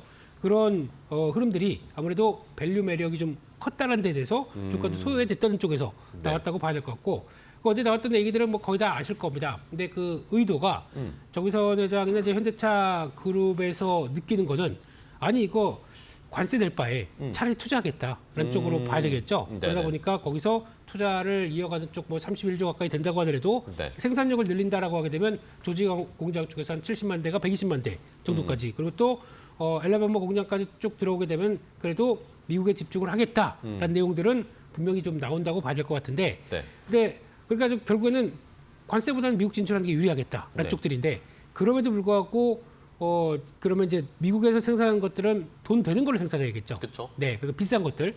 그 저희가 보통 믹스 개선이라고 그러지 않습니까? 그렇게 되면은 좀 팔았는데 돈이 많이 되는 수익성 되는 것들을 거기서 집중적으로 생산할 거고. 미국에서 만들고. 네, 그러다 보니까 그 라인업도 좀 만들어 놓고 그리고 또 아마 그것도 많이 신경 쓸 것 같습니다. 이번에 부품 같은 경우는 네. 해외에서 들어온다고 하더라도 부품을 관세를 매긴다고 했어요. 예. 그렇죠. 그러니까 미국에서 생산하는 부품을 들어온다, 그 부품이 적용된다 그러면 관세를 없게 하겠다. 네네. 뭐 이런 식으로 나오다 보니까 되게 복잡해요. 그러면 그러니까요. 네, 비율이 얼마나 될지 이런 것도 좀 다시 따져봐야 될 부분들인데 그렇게 되기 시작하게 되면 약간 반완성차로 들어와서 미국에서 만들어가는 과정으로 본다라고 되면 미국 쪽을 좀 더 강화시키겠죠. 라인업들을. 그래서 네. 그런 추가로 아마 돈이 더 들어가거나 아니면 라인들을 계속 돈 되는 쪽으로 바꾼다라고 하게 그러게요. 되면 요거는 좀 앞으로 신경 써야 될 부분들인데 하나 그런 건 있습니다. 그러니까 지금 지난번에도 트럼프 대통령이 아유 현대차는 관세 면제야, 네. 프리 이렇게 하는 게 모든 차에 대해서 그렇다는 얘기는 아니죠. 그렇죠. 네, 그러니까 정확하게는 한국에서 들어오는 한국에서 만들어서 미국으로 들어오는 현대차, GM은 그 미국 기업입니다. 그쵸. 그럼에도 불구하고 한국의 부평 공장, 군사 공장에서 만들어서 들어온 거는 관세 매기고. 그러니까 그러면 한국 GM 막 없애는 거 아니에요? 이런 이야기도 있더라고요. 가능성이 네. 있겠죠. 이렇게 되게 있겠죠. 되면. 네. 네. 그러면 이쪽에 가동률을 확 줄이거나. 근데 그러면 또 피해는 고스란히 또 GM이 아닐 거고. 그러니까요. 그럼 GM은 불만이 많고. 아니 미국 기업을 위한다면서 미국한테 피해를 좀 되겠어? 그러면은 트럼프 행정부는 그러면 폐사하고 우리로 들어와 이렇게 얘기를 할 거고 이런 관점 쪽에서 약간 영내와 역외가 이제 차이가 상당히 커진다는 부분들. 또 현대차도 마찬가지로 그러면은 아마 돈 되는 거는 영내에서 생산. 그리고 또 돈 안 되거나 약간 좀 중저가인데 그렇게 크게 좀 이제 생각할 수 없는 것들은 어차피 다른 차들과 같이 경쟁해야 되는데 어떤 가격 경쟁으로 나올 수도 없는데 근데 관세가 높아졌다 그러면은 네. 그냥 이거는 그냥 팔아서 그렇게 큰 수익이 아닌 것들은 또 한국에서 생산 네. 이런 식으로 좀 다변화가 되겠죠. 네. 전략적으로 좀 바꿔질 수 있다. 이런 쪽들도 생각을 해야 될 것 같습니다. 네. 자, 그러면은 어쨌든 트럼프 대통령이 말한 무관세는 미국 내에서만 만드는 자동차에 대해서 무관세를 그렇죠. 부과하겠다, 무관세를 해주겠다라는 네. 거고, 우리나라에서 만들어서 배로 실어 보내거나 아니면 멕시코에서 만든 걸 미국으로 들어가는 거나 이런 건 어쨌든 관세를 다 25% 부과하겠다라는 거잖아요. 그렇죠. 그렇죠. 네. 자, 그러면은 이게 정말 미국에서 지금 작년에 저희가 통계를 보니까 네. 현대차 그룹이 미국에서 한 170만 대 정도 팔았다고 했잖아요. 네. 그러면 뭐 대략 작년같이 판다고 치면 네. 120만 대, 뭐 증설하고 지금 메타플랜트 아메리카에서도 뭐 더 라인 늘리고 이래 봤자 120만 대 정도 생산할 수 있을 거다라고 지금 계산이 나오던데, 맞습니다. 예. 그렇죠. 그럼 네. 나머지 50%는 어쨌든 관세를 맞으면 네. 이런 것들은 결국에는 이 손익 따지는 게 네. 어떻게 나올까요? 그러니까 그 중에서 돈 되는 거는 영내에서 집중. 미국에서 예. 만들고. 그래서 나머지는 또 다른 또 다변화된 쪽으로 들어가는데 네. 여기서 이제 중요한 게 그러면 똑같은 결과로 보게 되면 네. 그러면 현대차만 힘들 것이냐?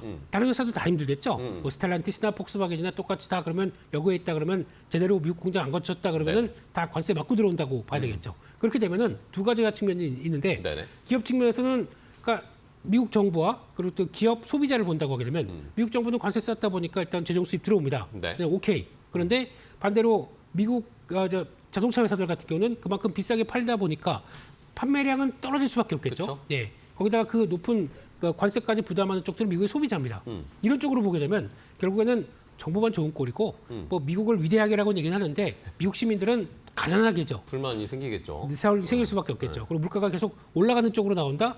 이거가 그대로 나온다 그러면 당연히 소비도 줄일 거고 여러 가지 여파가 나올 거고. 그럼 결국에는 미국을 챙긴다는 게 아니라 미국 정부에 대한 입장들을 또 이렇게 나오는 이런 과정들이 나온다 그러면은 또 역풍을 맞을 수가 있겠죠. 이것도 그러니까 좀, 이 예, 트럼프 대통령이 자동차 관세 영구적으로 갈 거다라고 하는데 이게 네. 가능할까요? 어려울걸요. 그죠. 네. 트럼프를 믿으십니까? 네. 또 바뀝니다. 네. 네. 또 갔다가 또 기업들이 로비하고 또 소비자들의 불만 나오고 그러면은 분명히 또 아마 중간 선거 조금쯤 돼서 또 이렇게 바뀔 수가 있는데 고전은 한 1, 2년이라도 고생은 좀 할 수가 있기 때문에 그런 쪽에서 아마 기업들의 전략들 이게 좀 다변화될 수밖에 없는 이런 시점이라는 것들을 염두를 해야 될 것 네. 같습니다. 그러면은 어쨌든 현대차는 저도 막 뭐 브리핑이나 이런 거 준비하면서 현대차 많이 들여다봤는데 네. 어쨌든 정의선 회장이 포함해서 현대차 그룹이 미국의 트럼프 대통령을 네트워크나 이런 걸로 엄청 연락을 하고 그렇죠. 관계를 유지하면서 제가 보기에는 이 관세 발표를 하기 전에 전략적으로 같이 얘기를 한 게 아닐까라는 생각도 좀 들더라고요. 그렇겠죠. 먼저 약간 선수친 네, 그러니까 선제적으로. 네, 우리 투자할 계획이 있는데 그거 조율하다 보니까 우리 며칠 뒤에는 발표할 거야. 그러니까 먼저 들어가서 이렇게 딱 만들어 놓은 흐름들은 있죠. 그러면은 네. 현대차가 어쨌든 미국 시장에 지금 공장도 더 짓고 네. 생산도 더 하면서 자신이 있다라고 저희가 생각해도 되는 걸까요? 일단은 미국 시장 내에서? 수익성은 그렇게 안 떨어지려고 노력할 겁니다. 네네. 타 회사에 비해서. 하지만은 그 현대차 자체적으로 보게 되면은 네. 또 관세에 물고 들어오는 부분들도 있기 때문에 저희가 예상하듯이 드라마틱하게 실적이 확 돌아서는 모습들로 나오기는 어렵다고 많이 했죠. 차라리 그냥 그 물가가 좀 올라갔다고 하는데 혹시나 미국의 물가가 좀 떨어지는 어려웠겠지만 물가 금리가 인하돼서 또 내구재 쪽에 대한 수요가 늘어나면서 나오는 변화가 나올지 모르겠습니다만, 근데 그거는 말이 안 되는 거죠. 네네. 물가는 올라가는데 어떻게 금리를 내리겠습니까? 이런 것도 좀 차후의 문제겠죠. 그렇기 때문에 지금 당장은 약간 좀 어려움에 직면돼 있다. 그러니까 현대차뿐만이 아니라 전부 다. 자동차 기업들이 다 해당되는 거고, 어제 그 얘기도 했습니다. 트럼프 대통령이 테슬라도 영향을 받을 것이다. 아. 예, 테슬라조차도 영향을 받겠지만 테슬라는 그쵸. 경쟁력이 있기 때문에 그렇게 크게 상관 안 할 것이다라고 얘기를 하는 그 부분들도 보게 되면 측근이잖아요. 또 그거에도 불구하고 그렇게 관세를 고집한다는 얘기는 뭔가 행정부가 노린다는 얘기는 뭐 아무리 뭐 무슨 로비가 들어오고 뭐가 어떻게 들어온다고 하더라도 이건 고수하겠다는 쪽으로 봐야 되겠죠. 네. 결국에는 저희가 사후 관세부터 트럼프가 좀 유연하게 나오지 않을까라고 여러 가지 생각하는 부분들을 좀 잘못 생각할 수도 있다고 생각합니다. 그러게요. 네. 어쨌든 강공으로 가네요. 트럼프 대통령이 계속 강공으로 가고. 네. 그리고 또 저는 재밌었던 게 현대제철 이 제철소를 네. 엘라바마였나요? 루이지애나. 루이지애나. 예. 거기에다가 짓겠다고. 근데 네. 이것 때문에 트럼프가 어쨌든 되게 좋아했대요. 맞습니다. 그런 기사 보셨죠? 네. 그러면은 이거를 어쨌든 돈이 있어야 짓는 건데 이거 뭐 어쨌든 현대제철 자체 자금도 있고 현대차 그룹에서도 뭐 지원을 해서 하겠다는데 뭐 이러다 보니까 요즘 또 뭐 유상증자 시즌처럼 됐는데 현대제철도 뭐 유상증자 하는 거 아니야? 뭐 이런 이야기도 나옵니다. 네. 일단은 지금 계획은 거창합니다. 네. 모두 다 계획은 다 있습니다. 있는데 가장 중요한 거는 그럼 돈이라고 생각할 수밖에 없는 문제겠죠. 근데 돈은 지금 회사 작년 말 기준으로 보게 되면 현금성 자산이 1조 8천억 정도 네네. 갖고 있습니다. 근데 이게 그 1년 전, 2년 전보다는 현금 흐름이 좀 악화되는 추세입니다. 네네네. 왜냐면 이 철강 업황이 안 좋으니까. 아시는 것처럼 그렇게 썩 좋은 현상이 아니잖아요. 근데 그걸 만약에 그러면 감수하고 미국으로 간다. 그래서 여기서 나는 철강은 다 자동차 쪽으로 들어갈 것이다라고 해서 다 예약된 물량이라고 생각하고 들어간다고 하더라도 지금 그를 위한 이제 자금 조달에 그러니까 요거 가지고 그러면 돈 다 써서 글로 들어갈 것이냐? 이건 조금 아니라고 봐야겠죠. 그러니까요. 예, 회사에 돈을 탈탈 털어가지고 투자만 한다. 이거는 또 말이 안 되다 보니까 운전 자본이나 여러 가지도 같이 있어야 되겠다 보니까 그렇게 되면은 이거는 자금 조달이 나올 수밖에 없어요. 근데 또 어떤 이런 전통적인 기업들이 그러니까 그 업력이 길었던 회사들이 네. 보통 유상증자로 해서 가는 경향들도 물론 있겠지만은 지금까지는 보통 차입금으로 많이 해서 네네네. 해결했습니다. 그쵸. 그렇게 되면은 이렇게 됐을 때 만약에 어려움이 있으면 전화해라고 트럼프 그쵸. 대통령이 예. 했기 때문에 투자를 하려고 그러는데 좀 어려워요. 그러면은 그래 연결시켜줄게 뭐 이런 식으로 나와서 뭐 정책금이나 투자금을 네. 또 연결시켜주고. 그런 쪽으로 가지 가지 않을까. 않을까? 예. 아. 그렇게 생각은 하고 있는데 모르겠습니다. 또 그럼에도 불구하고 이제 또 주주 자본을 빌려서 그렇게 가겠다라고 하게 되면 그거는 제가 보기에는 그렇게 물론 만들어가는 과정이라고 본다고 하더라도 썩 그렇게 석연치 않은 부분인데요. 그러니까요. 네. 그런 거 약간 걱정되긴 하더라고요. 일단 핵심은 업황이 좋겠느냐. 지금 제철 그러니까. 업황이 철강 업황이 지금 좋은 현상이냐. 이거는 아니거든요. 그러니까요. 네, 그 포스코홀딩스가 지금 최근에 올랐던 것도 철강 업황이 좋아서가 아니라 그렇죠. 예, 어떤 또 밸류 메리트가 있고 뭐 여러 가지 얘기들이 나오다 보니까 거기서 또 이제 구조 조정하는 과정에서 현금이 들어온다 이런 것 때문에 움직였던 거지 철강 업황에 대한 기대감을 안고 움직이는 건 아니다. 네. 그건 염두를 하셨으면 좋겠습니다. 알겠습니다. 자, 현대차 그룹의 이야기는 일단 뭐 이 정도. 미국에서 뭐 지금 여러 가지 방법으로 관세에 대응을 하고 있어요. 자, 이번에 삼성으로 넘어가 보겠습니다. 네. 반도체 오늘 삼성전자의 주가는 오늘도 일단은 오르고 있네요. 0.4% 상승 탄력을 보이고 있는데 네. 자, 이제 신기한 것이 이재용 회장이 어쨌든 이 사법 리스크를 좀 떨쳐내고 나서부터 활동을 하기 시작했습니다. 네. 그런데 이번 주에 지금 중국에 가 있단 말이에요. 그렇습니다. 이재용 회장은 미국이 아니라 일단은 먼저 중국 쪽을 선택해서 보아오 포럼도 있긴 하지만 네. 그렇죠? 요게 참석을 했습니다. 요거의 의미는 뭐라고 해야 될까요? 의미는 일단 얼굴 비축이고요. 네. 아, 그래요? 가서 도장도 좀 찍고 이제 네네. 다시 활동한다. 그러면서 특히 중국에 좀 집중을 하는 현상은 근데 중국이 지금 막 경기 부양과 함께 뭔가 다시 막 트동하려고 하다 보니까 네네. 그리고 또 중국의 기술력들이 저희가 과거에 알고 있는 것보다 그냥 많이 좀 처지는 게 아니라 어떻게 보면 선도 기업들을 막 좀 주도하는 모습들이 나오다 보니까 이거 예전에는 뭐 어떤 주된 뭐 어떤 중간재를 공급하는 네네. 역할 쪽으로 대응했다고 하게 되면 이거는 많이 크다 보니까 어떻게 보면 가서 협력할 수 있는 대상들을 찾아가는 게 맞지 않나 라는 쪽으로 갔다고 봐야 될 것 같고 가장 중요한 건 내일 같습니다. 내일이 네. 폐막이잖아요. 네네. 예, 폐막일 때 시진핑 주석이 직접 그러니까 참여를 했을 시진핑 만날 수도 있다 뭐 이런 이야기 나오던데. 그때는 좀 다르겠죠. 그러니까요. 네, 분위기가. 근데 그때 나왔을 때 뭐 어떤 또 이거 얼굴 비치기만이 아니라 혹시나 뭐 시진핑 주석이 뭐 삼성의 역할을 좀 강화시키게 나온다든가 협력을 하겠다, 뭐. 예, 그런 쪽이다 보니까 어떻게 보면 지금 미국 쪽만 지금 신경을 쓰고 있는데 미국은 자기 장벽 쌓기에 좀 강한 모습들이고 네네. 근데 또 오히려 중국은 좀 손을 내미는 열고 역할들이 있어요. 있죠. 네. 네. 그러다 보니까 오히려 비즈니스하게는 중국 쪽에 대한 기회를 찾는 게 더 좋지 않나 안쪽에서 가서 나오는데 또 국제 역학적으로 보게 되면 미국이 지금 뭐 하는 거니? 이렇게 생각도 할 수 있기 때문에 네. 또 이제 강도도 조절을 해야겠죠. 네, 그럼에도 불구하고 비즈니스의 기회를 찾아간다. 그러면 나쁜 건 아니라고 볼 수 있기 때문에 나오는 결과물들 좀 지켜봐야 되겠죠. 네. 네. 뭐 시진핑을 만날지는 뭐 한번 내일 확인을 해봐야 될 텐데 뭐 그 외에도 뭐 중국 기업들을 만났어요. 네. 샤오미나 비아디나 이런 뭐 회사들을 만나서 뭐 일단 저희가 추측할 수 있는 건 전장 사업과 관련해서 뭔가 협력할 것들을 거리를 찾지 않을까라는 네. 생각이 드는데 이것뿐만 아니라 반도체나 이런 쪽도 뭔가 루트가 뚫릴 수 있을까요? 반도체 쪽은 워낙 지금 그들이 또 이제 메모리 반도체를 막 치고 올라오는 상황들이기 때문에 어떤 변화보다는 제가 보기에는 새로운 쪽의 먹거리를 찾아가려고 노력하는 쪽들이 더 눈에 띄지 않나 싶습니다. 보니까 이번에 샤오미 같은 경우도 중국 전기차 타보신 적 있으세요? 아니요, 실제로 타본 적은 없죠. 나 전화하셔가지고 타보셨어요? 아니요. 같이 그러니까 예. 가볼까요, 같이? 조수석 예. 뒷자리 이렇게 해서 예 한번 왜냐하면 이게 네. 보니까 연락하면 다 온대요. 와가지고 네, 시승 뭐 가능하다고 마케팅 하더라고요. 공격적으로 하더라고요. 네, 그 중에 샤오미 SU7 네 이쪽 보니까 와 좀 잘 나왔대요 아, 차들이. 그래요? 네, 그래서 이런 쪽 나오게 되면 그러니까 샤오미도 그렇고 BYD도 그렇고 이쪽을 만났다는 얘기는 삼성이 뭔가 역할을 할 수 있을 것인가에 대한 분위기. 특히 콕핏이 뭔지 아시죠? 콕핏. 콕핏. 네, 콕핏이란 게 네. 찍어서 보게 되면은 네. 그 자동차 운전 앞에 그 앞에 있는 환경들, 그러니까 이게 그러니까 디지털로 좀 다 바뀌는 네, 디스플레이로 디스플레이로 깔려 있잖아요, 그런 쪽으로 가는데 아직까지 OLED나 전장과 관련된 쪽들 특히 하만 쪽이 삼성이 강하다 보니까 네네. 그런 쪽과 연결해서 그리고 또 연결되는 뭐 또 사운드나 이런 모든 것들 다 결합해서 하기에는 우리가 좀 괜찮다라는 쪽들과 함께 협력 관계가 나와서 그게 수주로 이어지는 게 중요하겠죠. 이렇게 나오기 시작하게 되면 뭐 무슨 앞으로 뭐 5년간 얼마 공급 이런 식으로 나오기 시작하는 결과가 나오게 되면 그건 또 재평가가 나올 수가 있기 때문에 네. 전장 부품 또 전장 디스플레이 이런 쪽에 대한 변화 그건 또 체크를 해야 될 것 같습니다. 네. 자, 그러면은 어쨌든 뭐 반도체 쪽은 뭐 중국과는 아직 뭔가 진척되는 것은 없는 상황이고 어쨌든 메모리 쪽은 경쟁적으로 지금 경쟁자의 입장이 돼 버렸으니까. 네.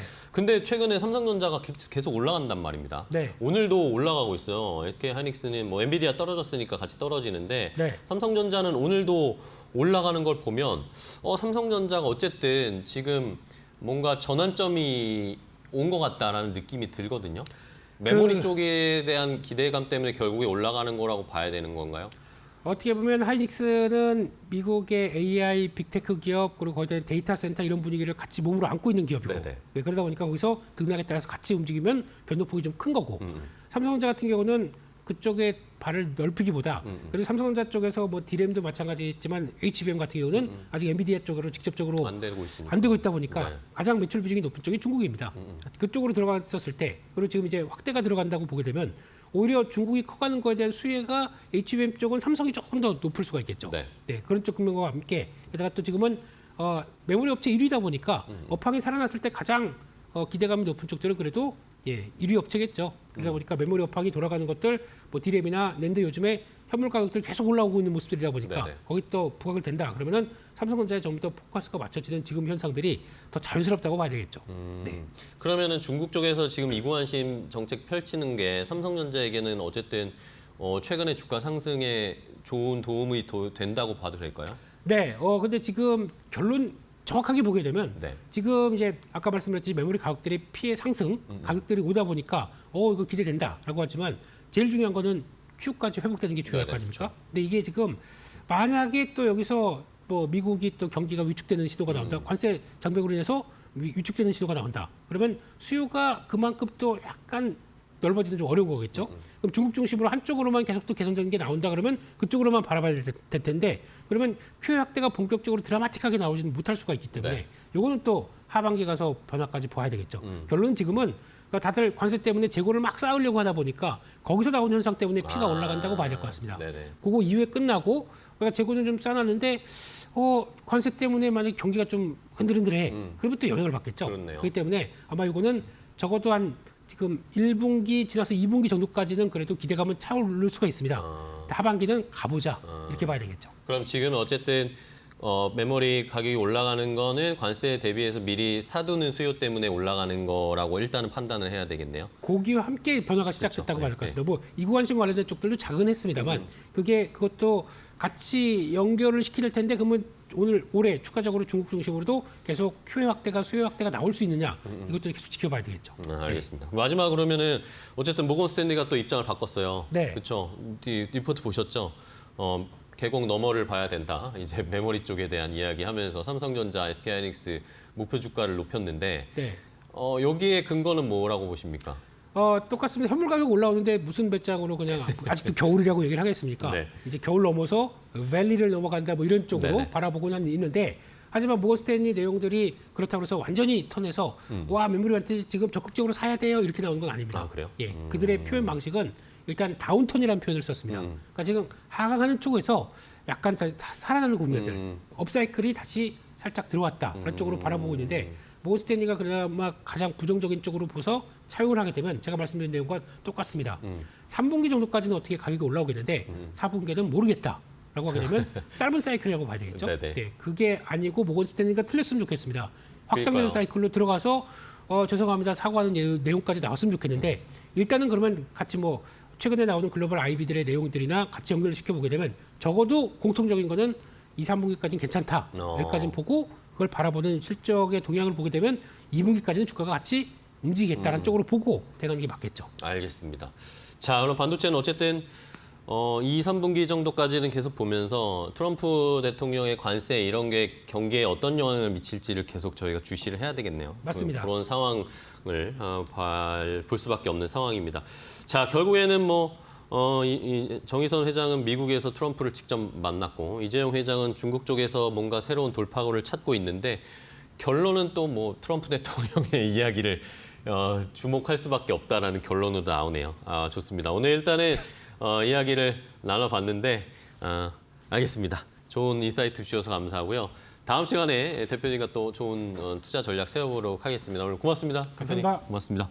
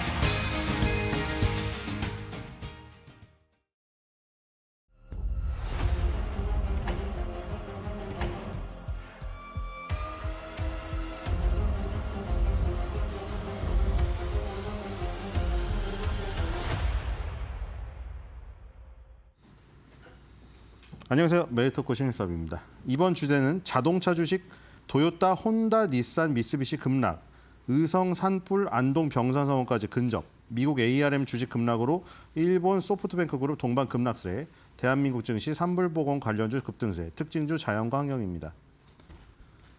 이 자동차 주식이 그 앞에 그 트럼프 관세 그 얘기가 빠졌군요. 자, 다우부터 다 빠졌네요. 뭐 시뻘겋네 시뻘게. 그렇죠? 지금 굳이 빨간 거 찾으려니까 저기 뭐 거의 보진 않았지만 저 동남아시아 주식들 있죠. 우리가 거의 안 보죠. 동남아시아 주식들만 오르고 있네요. 옛날에 동남아 주식들도 펴봤긴 펴봤거든요. 쟤는 또 완전 다른 세계예요. 그러니까 동남아시아 주식은 아예 또 다른 어떤 제3세계의 그 물결 같은 혼자 완전 다르게 움직이더라고요. 옛날에 보니까. 지금 최근도 그러네요. 오랜만에 여기 밑에 나온 거 봤더니 인도네시아, 태국, 말레이시아 저런 거 있죠. 저런 건 또 빨갛단 말이에요. 희한해요. 이게 그러니까 선진국 증시가 약하면은 쟤네가 좀 강하거든요. 근데 뭐 저런 동남아 주식을 하진 않죠.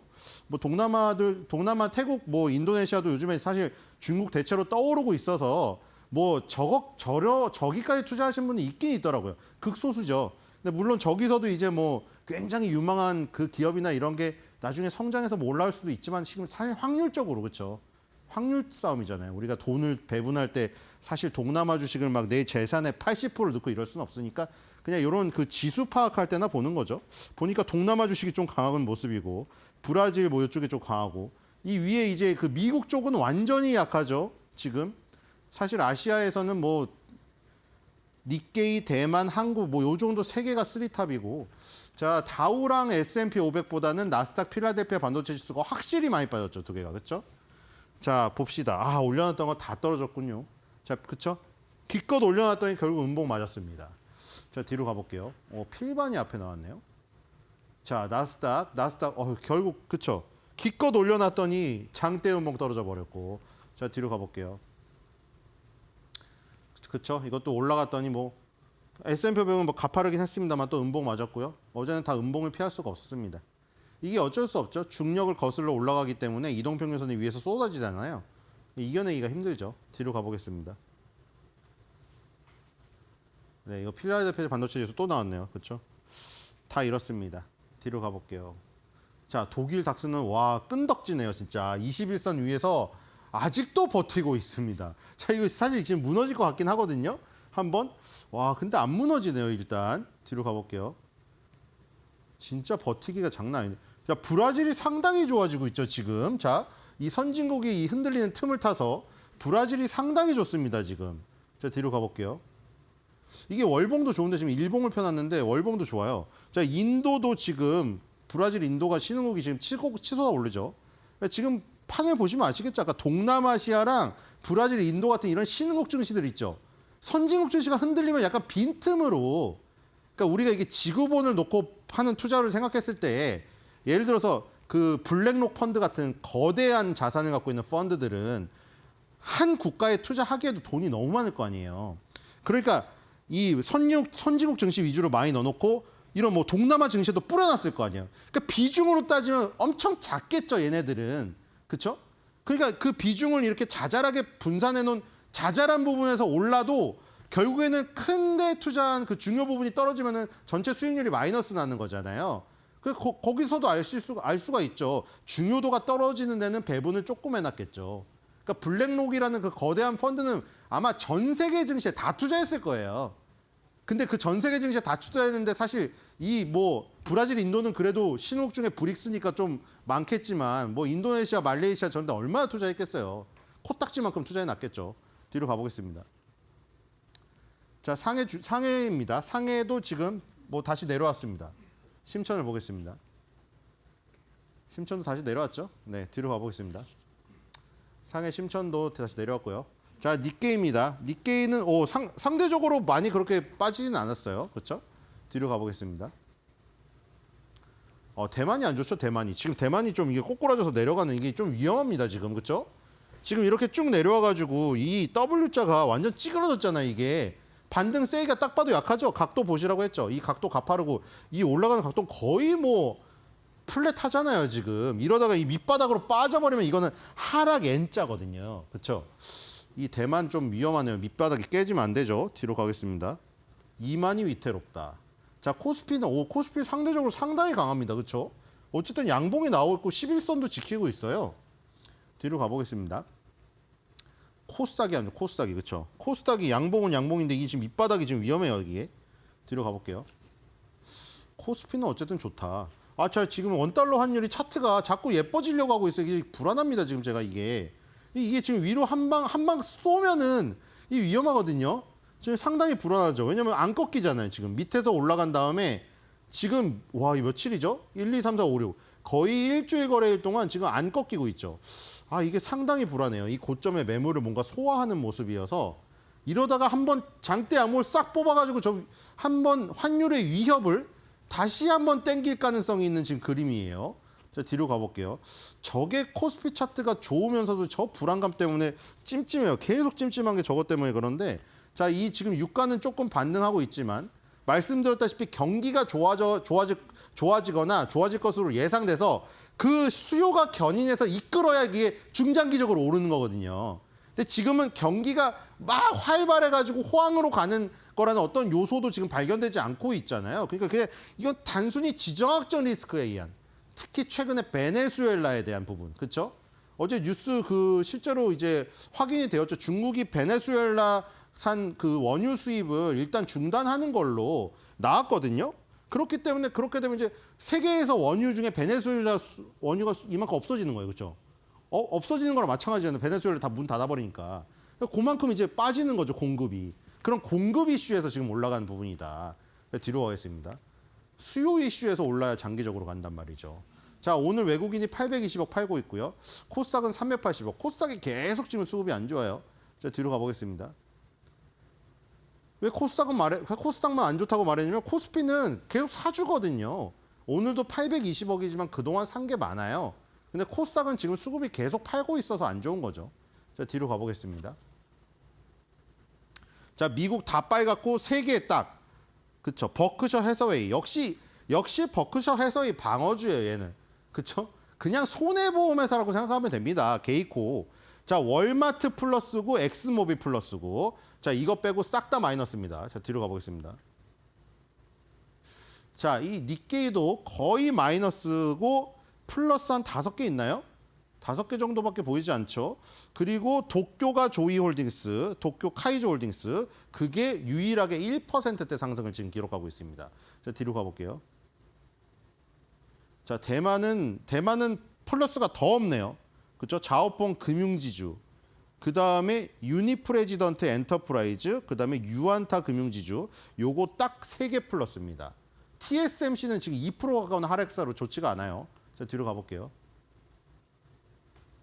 자, 제네럴 모터스랑 포드 모터를 미국 특징주로 갖고 왔습니다. 자, 개파락했죠. 개파락하고 지금 시간 외에서도 또 빠지고 있거든요. 자, 그러니까 항상 이런 거예요. 이 중력의 법칙이 여기도 작용한다고 했잖아요. 우리 열심히 막 힘들여가지고 막 벽돌 날르다가 한번 산에서 굴르면 우당탕 떨어지는 똑같아요. 이렇게 한 계단 한 계단 쌓아 올린 것도 단 한 번에 쏟아져 버려요. 이게 중력의 법칙이라 내려갈 땐 가파르게 내려가거든요. 어제 하락갭이 나와가지고 이게 왜 나왔냐면 역시 이제 트럼프가 발표를 했죠. 이게 시간이 거꾸니까 너무 힘들어요. 맨날 5시에 나와가지고 그죠? 잠을 새벽 저 12시부터 계속 보고 있습니다. 백악관 홈페이지 띄워놓고 이 백악관 홈페이지 띄워놓은 다음에 여기다가 이 자막 한글 자막 깔아놓고 계속 듣는데 트럼프가 중요한 말은 5시나 돼야 말한단 말이에요. 그래서 어저께 미국에서 생산되지 않는 모든 자동차에 25% 관세를 부과하겠다고 발표를 했다. 그리고 이것은 계속해서 성장에 박차를 가할 것이다. 자기네 성장 얘기하는 거죠.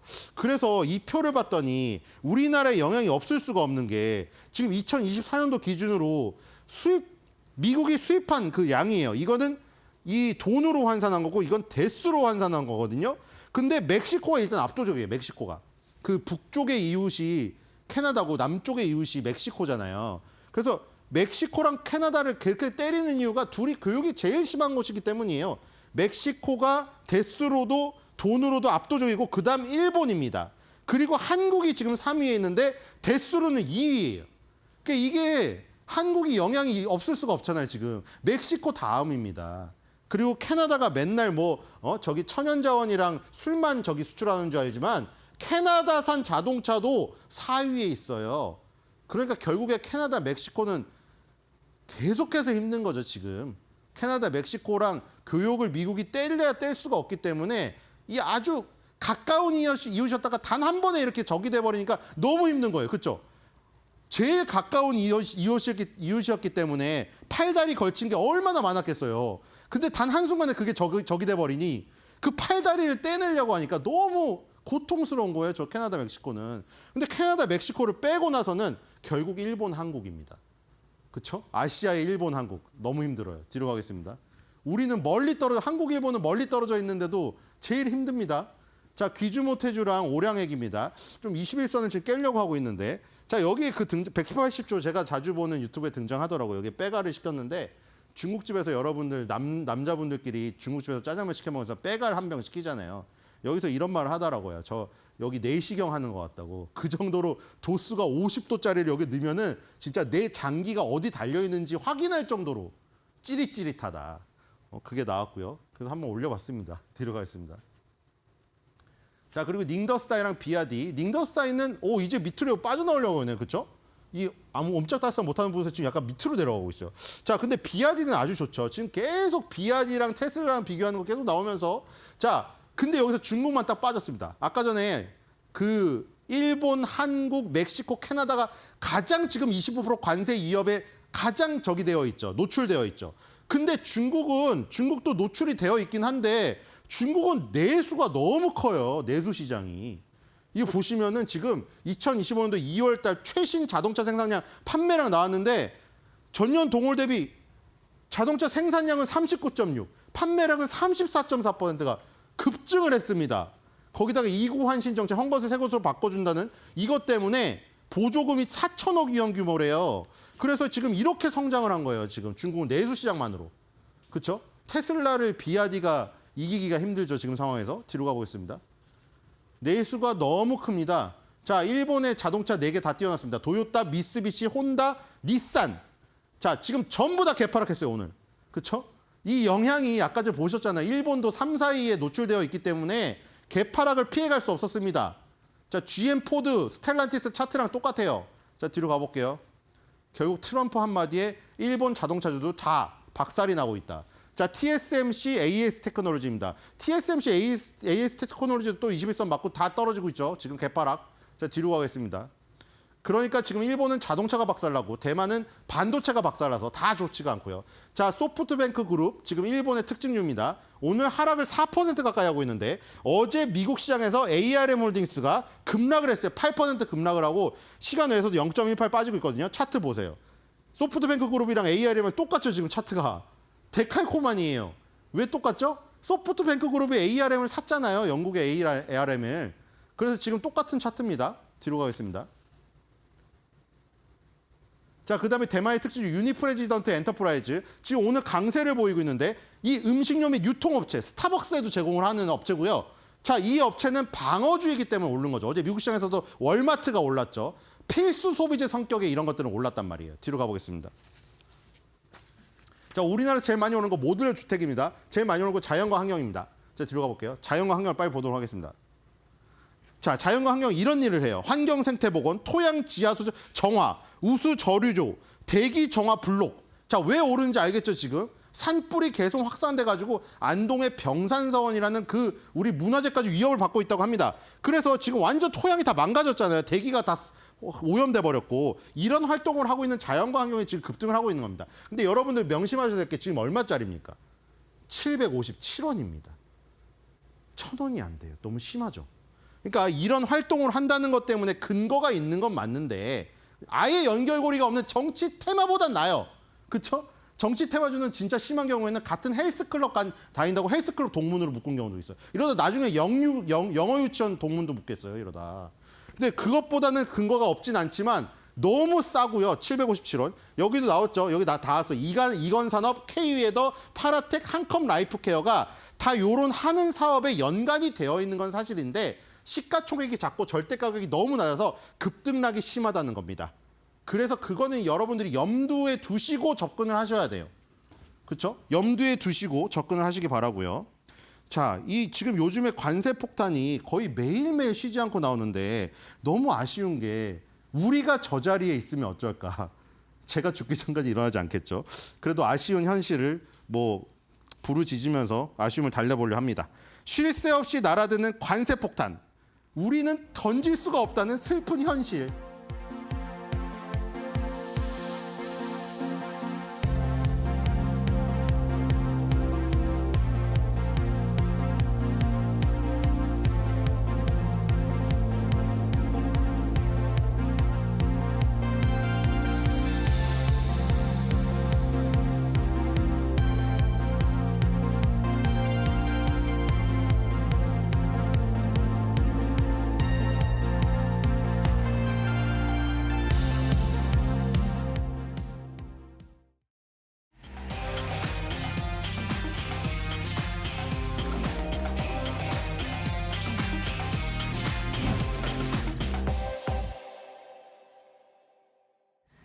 대담한 대담 시작하겠습니다. 한국과 중국은요, 이 배터리 전쟁이 치열하게 펼쳐지고 있는데 누가 우위에 설지 많은 분들 관심이 있어 하십니다. 오늘 윤석천 경제평론가님의 분석을 함께 들어보도록 하겠습니다. 옆에 와 계십니다. 안녕하세요. 네, 안녕하십니까? 네.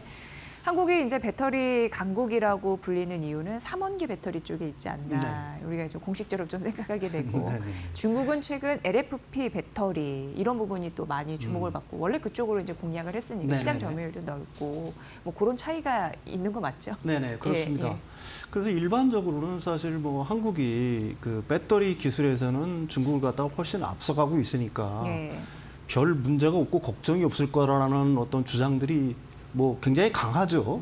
근데 이제 요 최근에는 사실은 그 중국산 그 배터리의 약진 뭐 이것이 좀 두드러지면서 언론들에서도 사실 이제 한국 배터리 산업의 어떤 위기 이런 걸 갖다가 굉장히 많이 조망을 하고 있는 것 같아요. 네.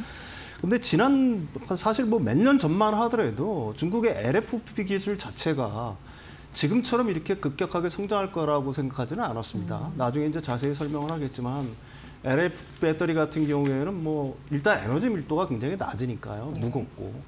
그래서 전기 버스 정도에나 사용하기 가능하다. 큰 차. 뭐 일단 승용차에 쓰인다고 하더라도 뭐 저가 전기차 정도에만 쓰일 거다라고 했는데 중국이 사실은 그 에너지 밀도 자체를 갖다가 높이는 기술보다는 사실은 이제 패키징에 주력을 한 거죠.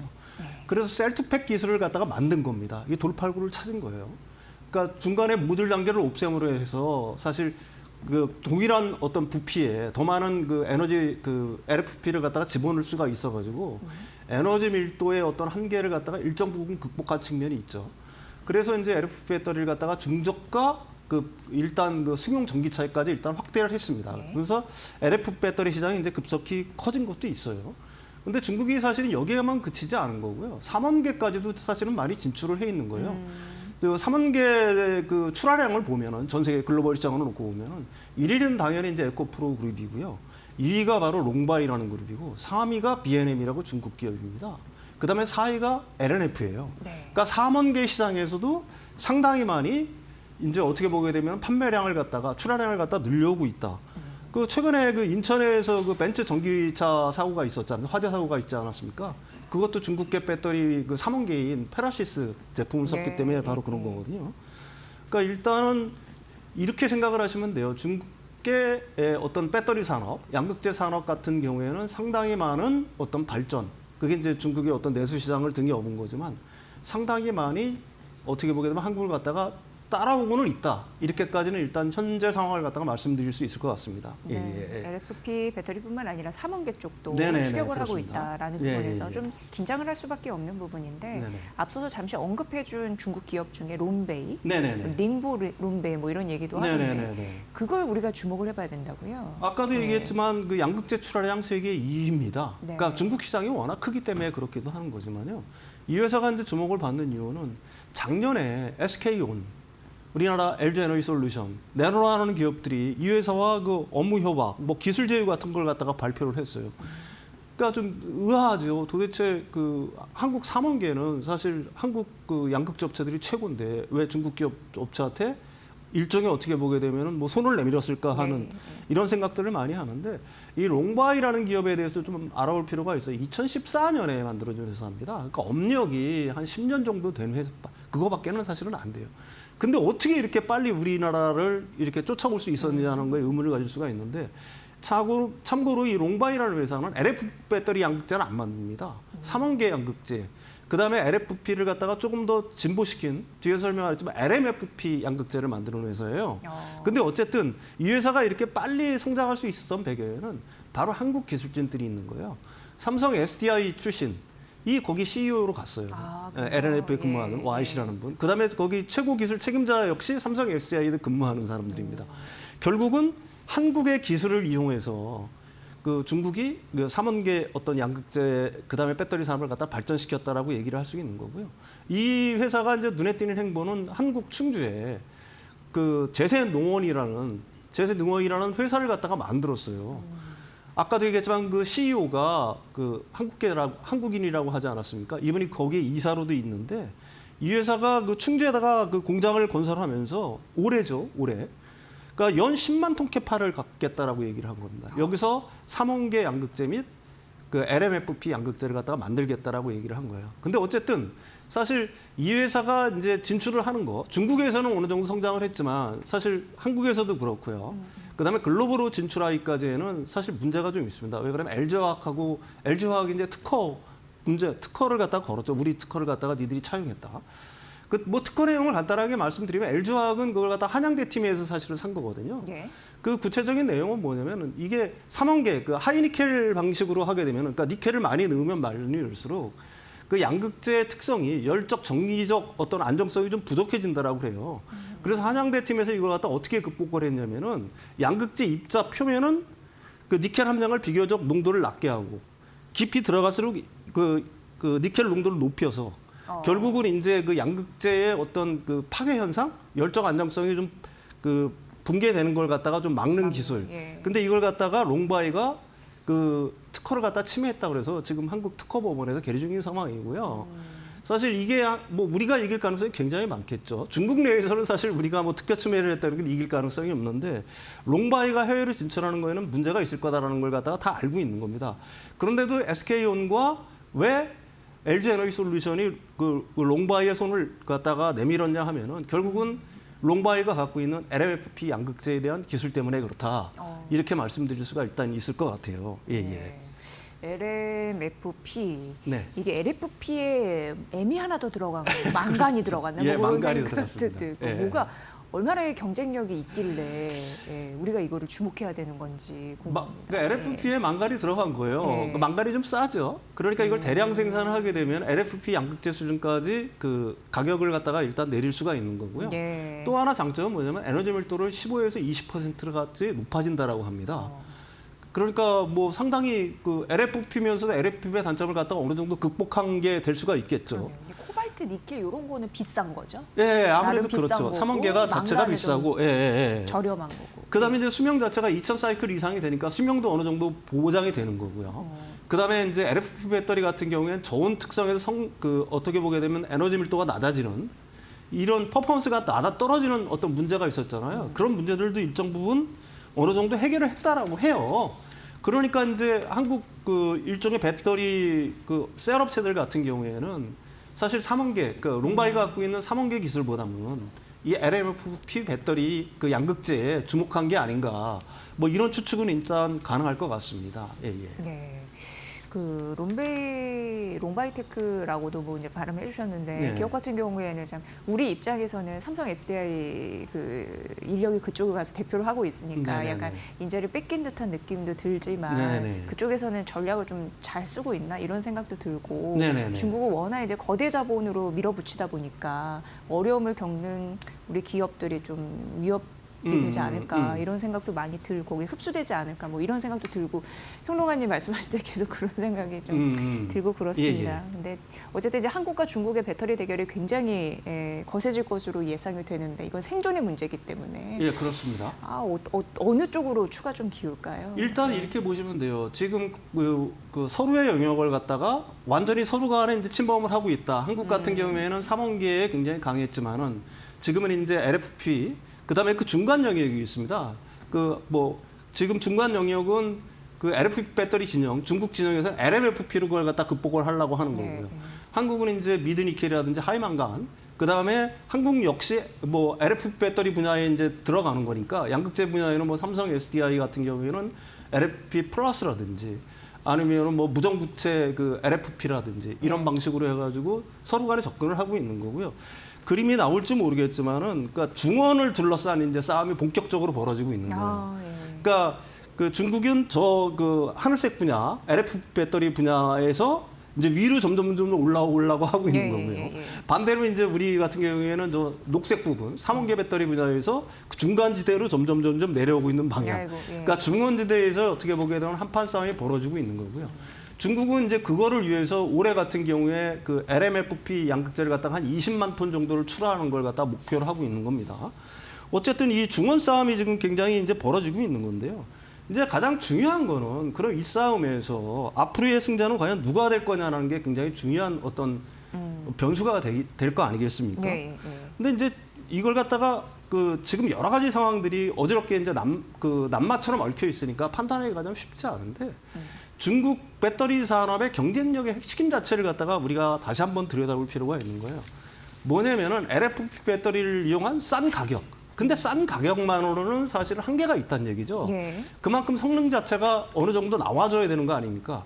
근데 그걸 갖다가 아까도 말씀드렸지만 제가 서두에서 말씀드렸지만 중국은 어떤 식으로 극복했냐면 결국은 패키징 방식으로 극복을 한 거예요. 셀프팩 기술을 갖다가 어떻게 보게 되면 만들므로 해서 일반 승용차 시장에서는 도저히 접근할 수 없었던 걸 갖다가 일단 중저가 그 전기차 시장까지는 갖다가 넓히고 있다. 이렇게 얘기할 수가 있는 거죠.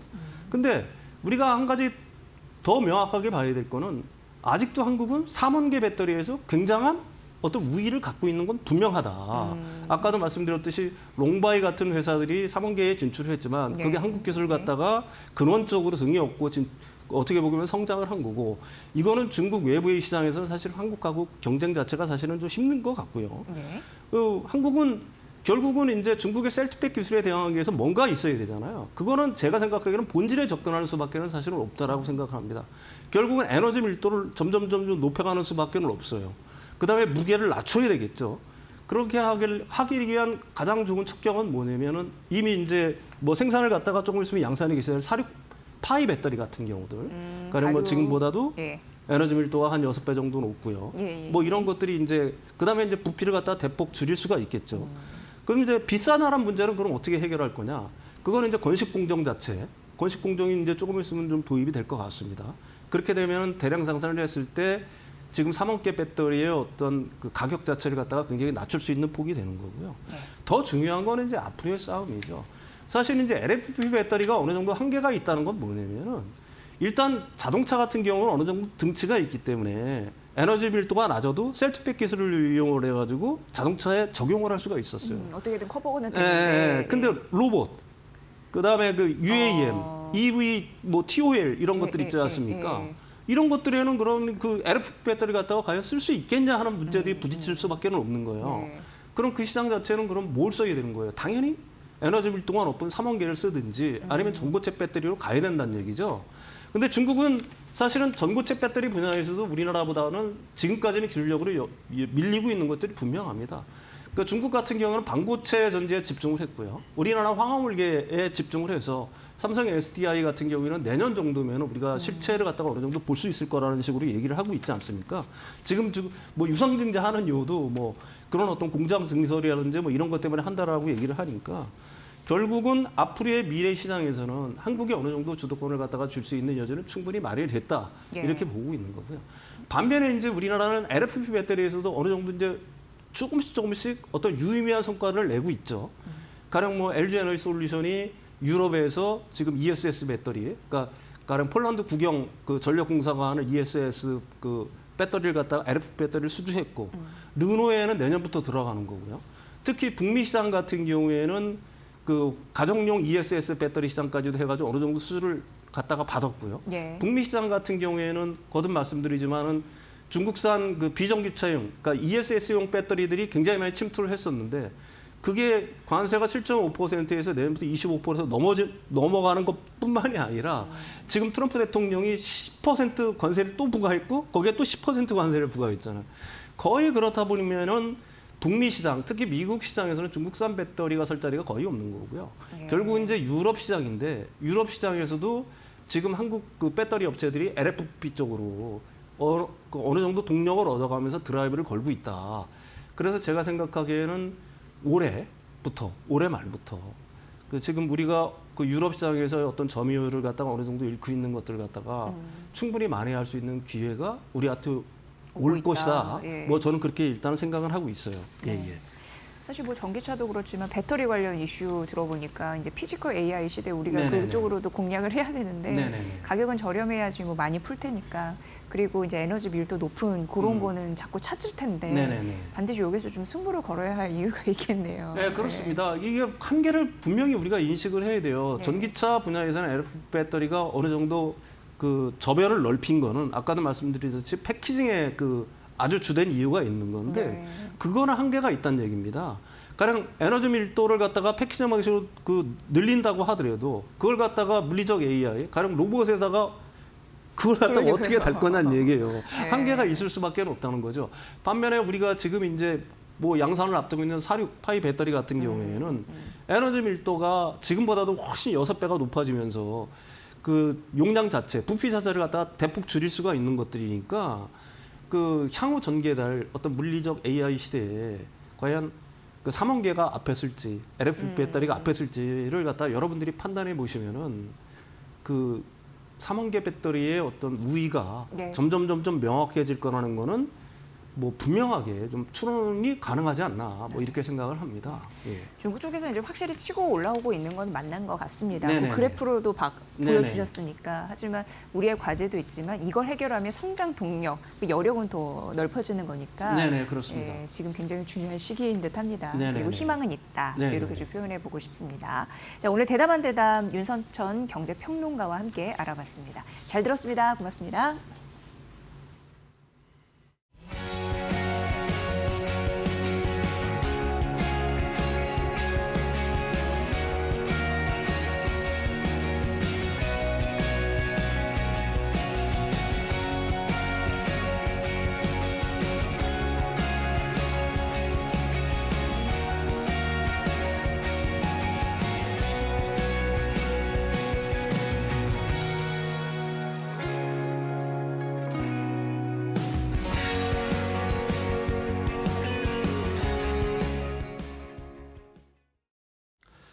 자, 지난주에 유상증자를 전격적으로 단행하기로 결정한 하나 에어로스페이스. 주가가 조금 떨어졌다가 조금 반등이 나오는가 싶은 모습이 나타나고 있습니다. 어쨌든 오늘 같은 경우에도 보합권 수준, 오늘 많은 종목들이 떨어지고 있는데 하나 에어로스페이스가 잘 버티고 있어요. 여러 가지 판단들이 나오고 있습니다. 이게 개인 투자자들을 기만한 것이다. 또 한쪽에서는 지금 필요한 적절한 투자이고 또 적절한 방법이다. 앞으로 또 추가적으로 상승할 수 있는 그런 여력이 있는 결정이다라는 갑론을박이 펼쳐지는데 자, 하나 에어로스페이스 유상증자한 이유 함께 알아보고요. 과연 하나그룹 한번 믿어봐도 될까 판단을 해보도록 하겠습니다. 자, 일단은 첫 번째 유상증자와 관련된 이슈 많이 보셔서 아실 겁니다.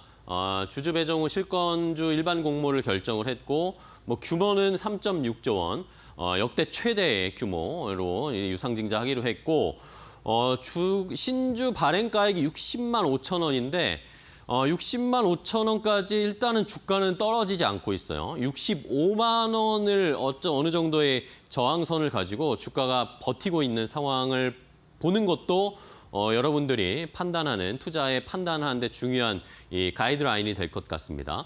자금 조달 목적은 결국에는 시설 자금 1조 2천억 원 정도, 생산 라인을 늘리고 공장을 짓고 하는 것에 대해 1조 2천억 원 정도를 투자할 것이고 타 법인증권 취득 자금 2조 4천억 원 이런 것들이 이제 해외 조인트 벤처에 투자를 한다거나 아니면 오스탈 호주의 방산 조선업체인 오스탈의 지분을 매입한다거나 이런 데 아마 쓸 것으로 보입니다. 사우디와도 조인트 벤처 하겠다는 이야기도 있고 폴란드에다가 현재 생산 공장을 건설하는데 조인트 벤처로 투자하겠다. 그런 내용들이 포함되어 있습니다. 어쨌든 사용하는 자금의 내역은 공격적으로 투자하겠다라는 것을 그런 사인을 볼 수가 있는 상황입니다. 자, 그러면 이 유상증자를 왜 단행을 했을까? 그 속뜻을 하나씩 조금 더 깊이 들어가서 판단을 해보도록 하겠습니다. 일단은 경영권 승계를 하기 위한 사전 포석이다, 빌드업이다라는 그런 의견들이 속속들이 굉장히 많이 나오고 있습니다. 자, 일단은 이 지주사 30% 룰이라는 걸 먼저 아셔야 되는데 이 지주사 30% 룰은 공정거래법상 이 어떤 그룹, 대기업 그룹의 지주회사는 상장 자회사의 지분 30%를 가져야 되고 또 그 자회사는 또 그 밑에 있는 손자회사의 지분을 상장되어 있는 회사는 30% 넘게 지분을 가지고 있어야 됩니다. 쉽게 설명을 드리면 주식회사 하나가 지금 하나의 지주사라고 판단이 되고 있잖아요. 이 한화는 하나 에어로스페이스가 자회사니까 이 하나 에어로스페이스는 상장이 되어 있잖아요. 33.95%의 지분을 가지고 있습니다. 그러면 하나 에어로스페이스의 또 자회사인 한화오션은 어느 정도를 지분을 가지고 있었느냐? 그전에는 20%대의 지분을 가지고 있었는데 이런 경영권 구조 30% 룰을 지키기 위해서 하나오션의 지분을 하나에어로스페이스가 점점 늘려갔습니다. 그러면서 30%를 넘겼죠. 얼마 전에 이렇게 지분을 매입했기 때문입니다. 자, 지주사 30% 룰을 충족시키기 위해서 얼마 전에 지난 13일이었습니다. 3월 13일에 하나 임팩트 파트너스와 하나 에너지가 가지고 있는 하나오션의 지분을 매입을 해서 결국엔 30%를 넘겼죠. 이러면서 경영권 승계를 하기 위한 일단은 하나의 조건을 또 충족시켜놨습니다. 자, 다음 페이지를 보겠습니다. 자, 이런 상황에서 이 충족을 위해서 현금을 어쨌든 하나 에어로스페이스에서 소진을 했습니다. 말씀드렸듯이 하나 임팩트 파트너스의 지분 5%와 그리고 하나 에너지가 가지고 있던 2.3%, 7.3%를 하나 에어로스페이스가 매입을 했거든요. 그 규모가 1조 3천억 원어치를 매입을 했습니다. 그런데 제가 하나 에어로스페이스의 재무제표를 한번 꺼내서 들여다봤습니다. 이거는 연결 기준은 아니고요. 밑에 자회사 하나오션이나 이런 자회사의 수익까지 반영된 것은 아니고 오로지 그냥 하나 에어로스페이스의 재무제표를 본 것입니다. 현금 및 현금성 자산이 1조 3,750억 원 정도를 가지고 있었단 말입니다. 그런데 하나오션의 지분을 1조 3천억 원, 이게 작년 말 기준이에요. 작년 말에 1조 3천억 원 정도를 가지고 있었는데 이걸로 매입을 하면서 거의 다 현금성 자산을 소진했다라고 볼 수 있습니다. 연결 기준으로 보지 말고요. 그냥 하나 에어로스페이스 자체만으로 봤을 때 말입니다. 이러니까 경영권 승계를 하면서 이 충족시키는 조건을 따졌고 이러면서 현금을 어느 정도의 하나 에어로스페이스가 소진을 했습니다. 그런데 앞으로 새로운 사업을 해야 되기 때문에 투자를 많이 해야 되는데 결국에는 현금이 조금 부족해진다라고 느꼈을 것 같습니다. 그러면 하나 에어로스페이스가 앞으로 뭐 실적 잘 나올 예상들이 나오고 있는데 그럼 그 돈으로 아니면 그 돈을 대출받거나 이러면은 자금을 충족시킬 수 있는데 왜 그랬느냐? 라고 해명을 하면서 하나 에어로스페이스가 주주총회에서 이렇게 해명을 했어요. 우리가 지금 부채 비율이 너무 높다. 부채 비율이 너무 높아서 이런 것들 때문에 만약에 새로운 사업에 진출하거나 수주를 하거나 이럴 때 다른 글로벌 업체, 외국 업체들과의 경쟁에서 이게 뒤처질 수 있다. 감점 요인이 될 수 있기 때문에 이런 부채 비율을 너무 높이지 않기 위해서 유상증자를 하는 것이다. 대출을 만약에 받게 되면 3조 6천억 정도를 대출받으면 부채 비율이 300% 위로 올라가게 됩니다. 그런데 유증을 하면 210%대로 부채 비율이 떨어지게 되죠. 이러니까 하나 에어로스페이스에서는 유상증자를 선택한 것이다. 앞으로의 새로운 사업을 진출하기 위해서도 유상증자가 더 좋은 결정이다라고 주주총회에서 이야기를 했습니다. 자, 어제는 또 한화, 주식회사 한화의 주주총회가 있었는데 한화가 전부 다 유상증자에 참여하기로 했답니다. 지분 33.95% 가지고 있다 말씀드렸잖아요. 이거 162만여 주를 배당받게 됐는데 이거를 전부 다 참여하겠다. 100% 참여하겠다. 9,800억 원 어떻게든 돈을 모아서 쓰겠다라고 이야기를 했습니다. 외국인 수급도 하나 에어로스페이스 최근 들어오고 있고요. 하나 그룹 내에서도 어쨌든 유상증자에 적극적으로 참여해서 개인 투자자들과 이 짐을 함께 지겠다라는 사인들을 보이고 있습니다. 하나를 좀 믿어봐도 될까요? 삼성 SDI는 유상증자하고 나서 아무 말도 없지만 하나는 뭔가 개인 투자자들과 소통을 하고 해명을 하려고 하고 있는 것 같습니다. 한번 믿어봐도 될지 잘 판단해 주시기 바랍니다. 앵커 브리핑이었습니다. 네, 오늘 외국인의 매도가 나오면서 대형주가 약세, 그래도 삼성전자가 육만전자는 좀 든든하게 지켜주고 있습니다. 오후까지 지지력이 이어질 수 있을지 포인트입니다. 네, 오늘 준비한 소식은 여기까지고요. 저희는 또 내일 오전에 더 좋은 정보 가지고 찾아뵙도록 하겠습니다. 시청해주신 여러분 고맙습니다. 고맙습니다.